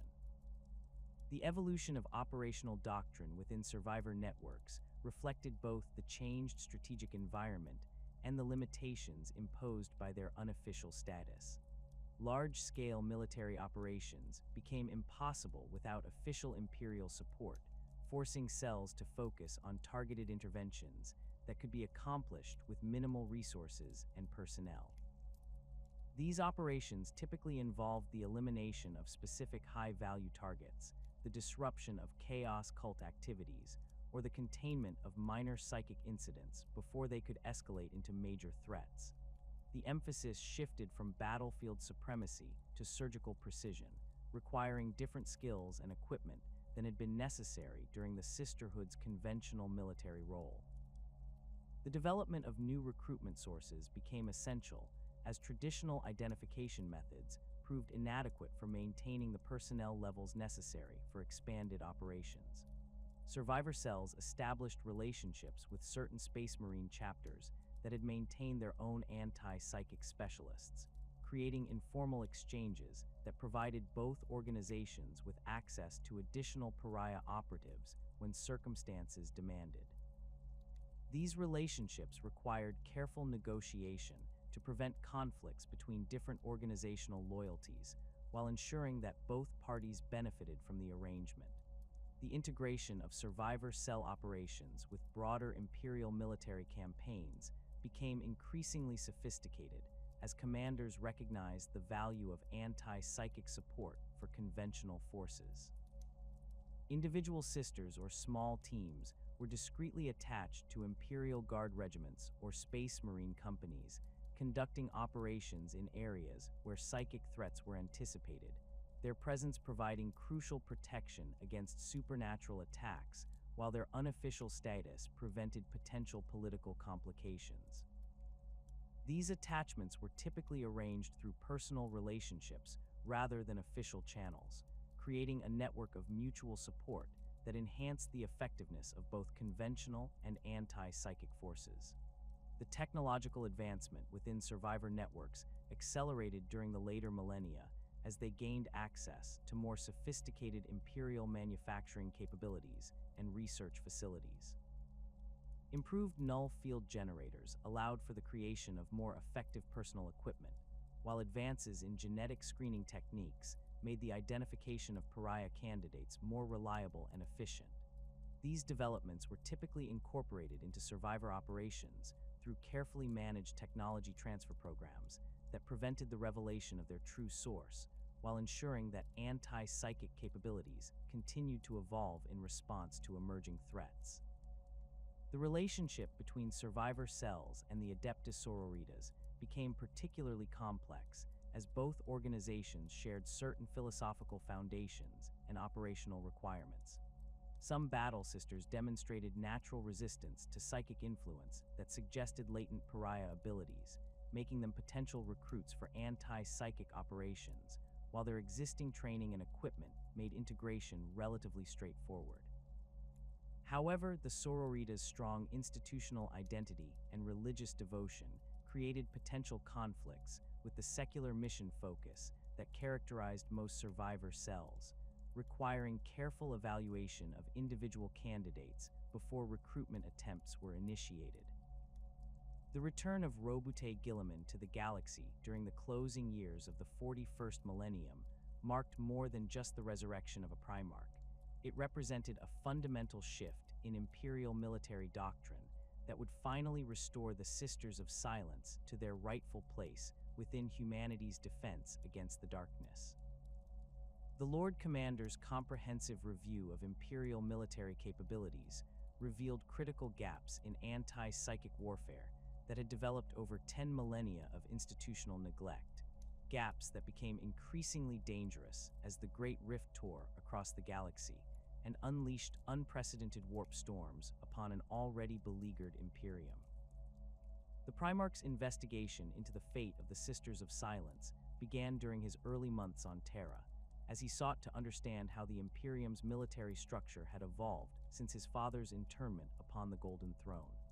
The discovery that humanity's primary anti-psychic force had been disbanded following the Horus Heresy prompted immediate inquiries into the current state of Imperial defenses against supernatural threats. What Guilliman found alarmed him profoundly: scattered survivor cells operating without official sanction, their numbers reduced to perhaps a few hundred individuals across the entire galaxy, their specialized knowledge fragmented, and their equipment deteriorating through lack of proper maintenance and replacement. The formal reconstitution of the Sisters of Silence required extensive negotiations between the Primarch's administration and the various imperial organizations that had absorbed or worked with survivor cells over the preceding millennia. The Officio Assassinorum proved particularly resistant to releasing the pariah operatives they had incorporated into the Culexus Temple, arguing that these individuals had been extensively modified and trained for assassination missions that made them unsuitable for conventional military service. The Inquisition presented similar objections regarding sisters who had served in their retinues, claiming that their knowledge of sensitive operations made their reassignment a potential security risk. Guilliman's solution demonstrated both his political acumen and his understanding of the complex web of relationships that governed imperial administration. Rather than demanding the immediate transfer of all pariah operatives to a reconstituted sisterhood, he established the Talons of the Emperor as an umbrella organization that would coordinate the activities of all forces directly responsible to the imperial throne.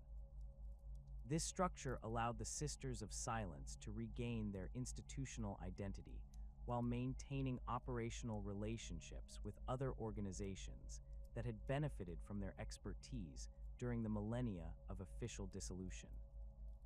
The Talons of the Emperor encompassed three primary components: the Adeptus Custodes, the Sisters of Silence, and the Officio Assassinorum, each maintaining their specialized capabilities while operating under unified strategic direction when circumstances demanded coordinated action. This arrangement provided the Sisters with access to resources and support that individual survivor cells could never have obtained independently, while ensuring that their unique anti-psychic capabilities remained available for the most critical threats facing the Imperium.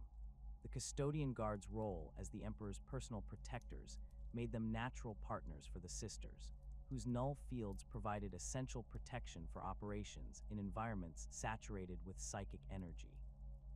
The recruitment challenges facing the reconstituted sisterhood proved even more daunting than those encountered during their original formation on Terra during the Unification Wars.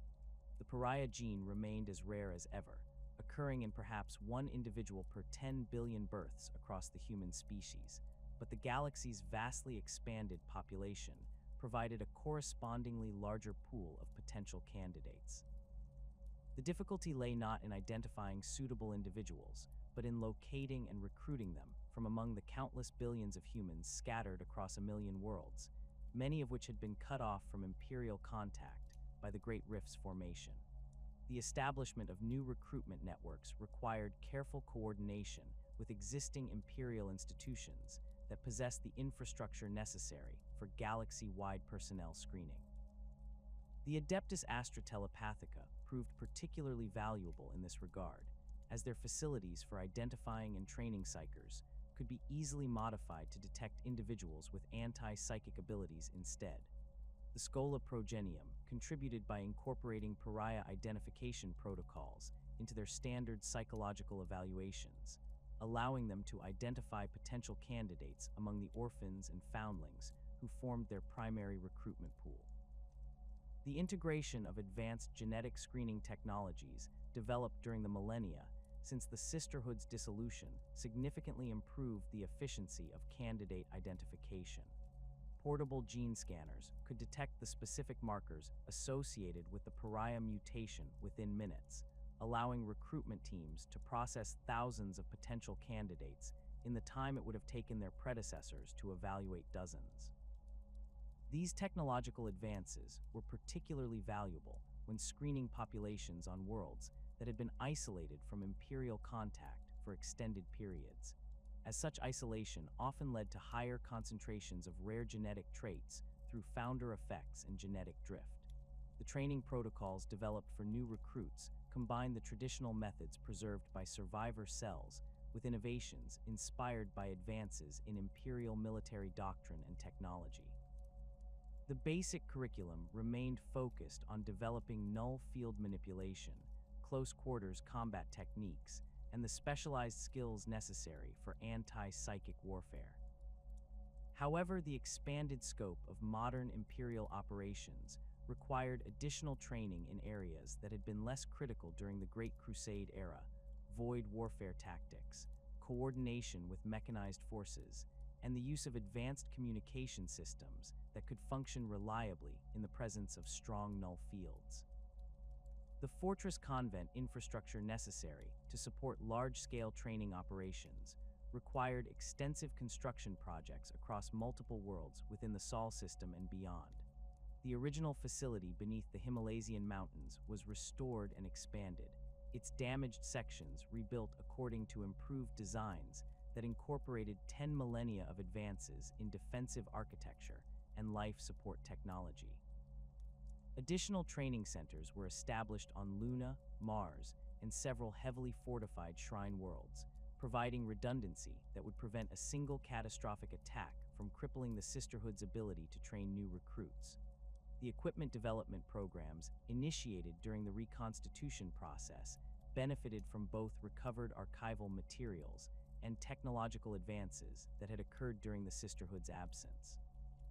The basic weapons and armor designs that had served the Sisters during the Great Crusade were updated with improved materials and manufacturing techniques, while entirely new systems were developed to address threats that had emerged during the intervening millennia. Null field generators were miniaturized and made more efficient, allowing for the creation of portable devices that could extend a Sister's anti-psychic influence beyond her natural range.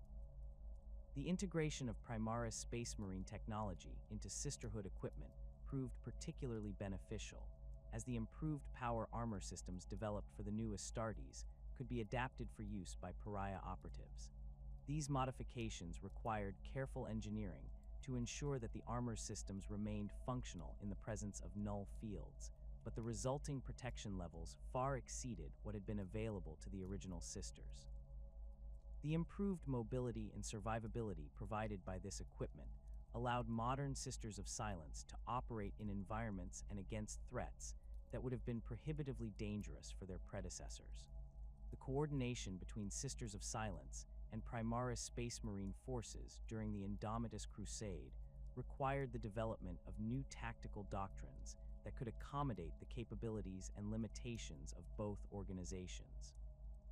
The Primaris Marines' enhanced physical capabilities and improved equipment made them formidable opponents for conventional enemies, but they remained vulnerable to psychic attacks that could bypass their armor and weapons entirely. The Sisters' null fields provided crucial protection for Primaris formations operating against chaos forces, while their anti-psychic expertise helped identify and eliminate threats that conventional reconnaissance might miss. The deployment patterns that emerged during the early phases of the Adeptus Crusade reflected both the strategic priorities of the campaign and the limited numbers of available Sisters. Small teams of 3 to 5 Sisters were typically attached to Primaris Space Marine strike forces, their null fields creating protective corridors that allowed the Astartes to advance through areas saturated with hostile psychic energy. Larger formations of 20 to 30 Sisters operated as specialized response units, deployed to deal with specific threats that required concentrated anti-psychic capabilities to neutralize effectively.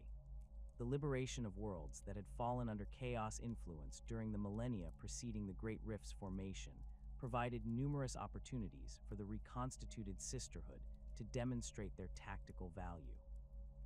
Many of these worlds had been transformed into demon worlds, where reality itself had become fluid and unpredictable, making conventional military operations extremely difficult or impossible.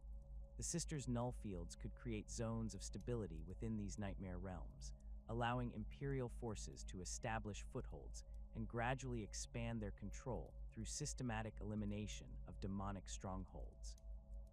The encounter with the Death Guard on Ajax demonstrated both the effectiveness of modern sisterhood tactics and the challenges posed by enemies who had spent millennia adapting to anti-psychic countermeasures. The Plague Marines of Mortarian's Legion had developed techniques for operating in the presence of null fields, using purely conventional weapons and tactics when their psychic abilities were disrupted.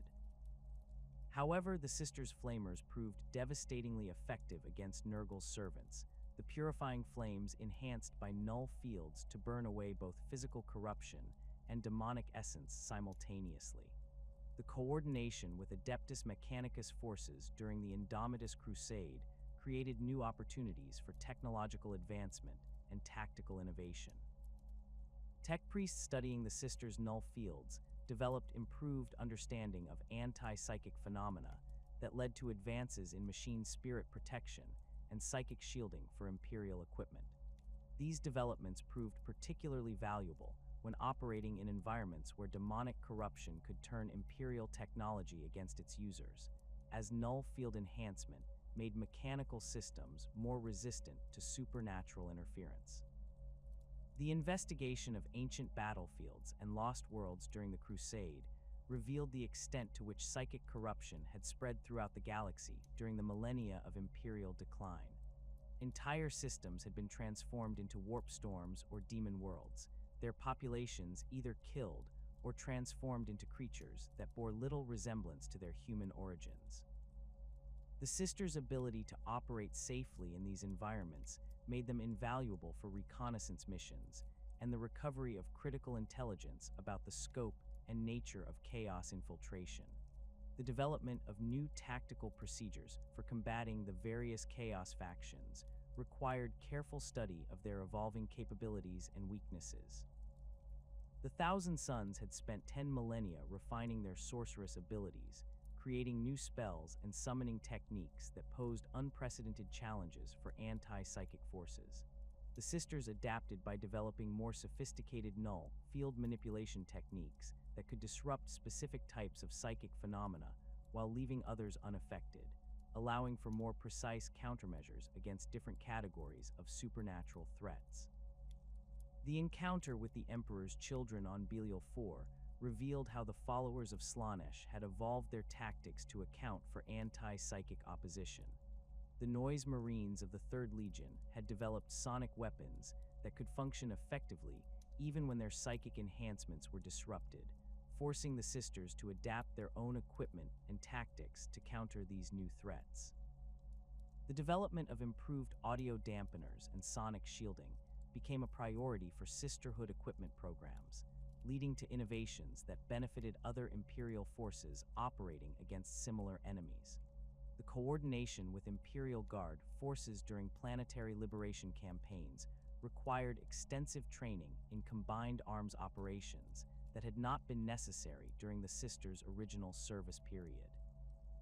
Modern Imperial Guard regiments incorporated significantly more advanced equipment and tactics than their predecessors, including psychic support elements that could complement rather than compete with Sisterhood capabilities.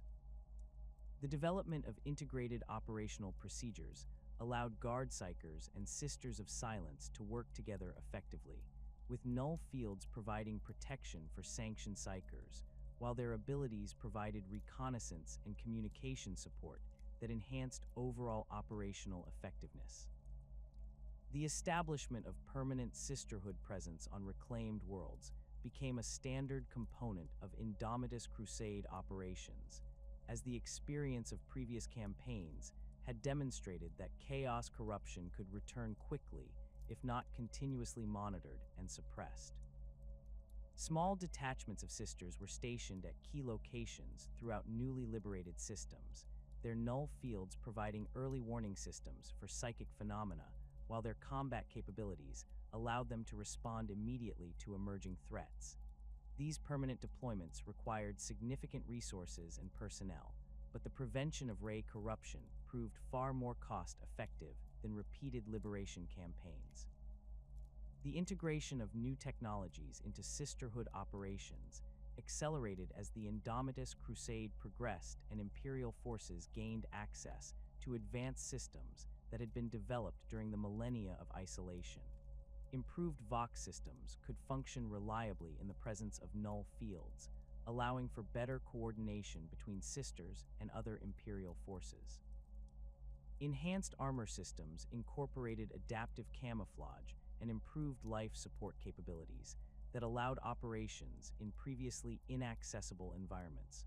Weapons systems benefited from advances in materials science and manufacturing techniques that improved both effectiveness and reliability. The growing psychic awakening that accompanied the Great Rift's formation created unprecedented challenges for Imperial anti-psychic forces, as the number of active psykers across the galaxy increased dramatically while their power levels often exceeded previous norms.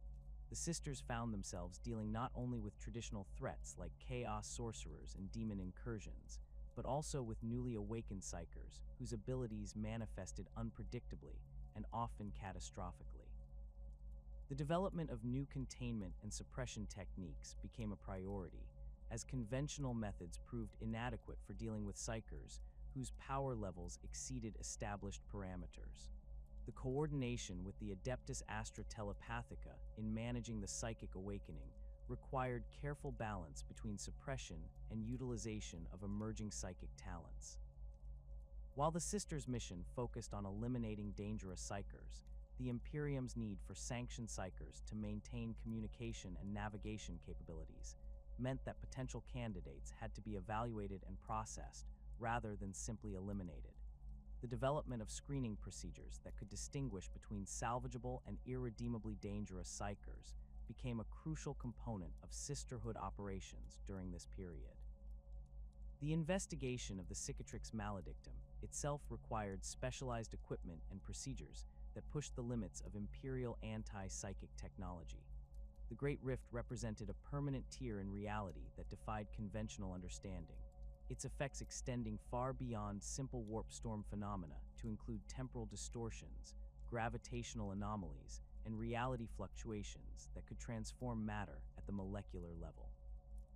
The Sisters' null fields provided some protection against these effects, but extended exposure required rotation schedules and specialized medical support that strained available resources.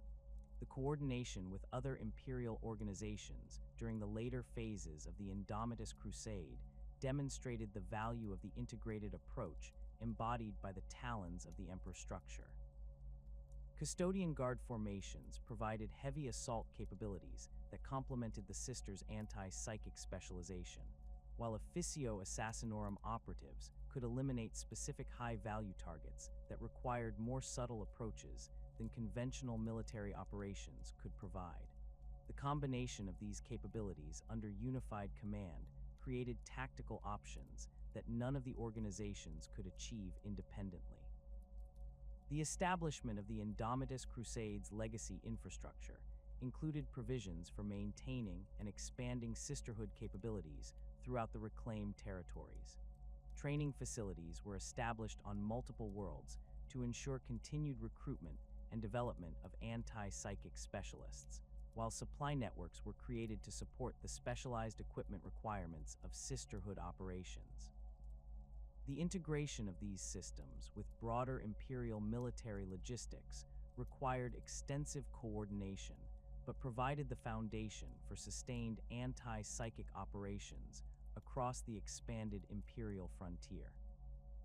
As the Adeptus Crusade transitioned from active conquest to consolidation and defense of reclaimed territories, the Sisters of Silence found their role evolving from primarily military operations to a broader mandate that included investigation, containment, and long-term monitoring of psychic phenomena.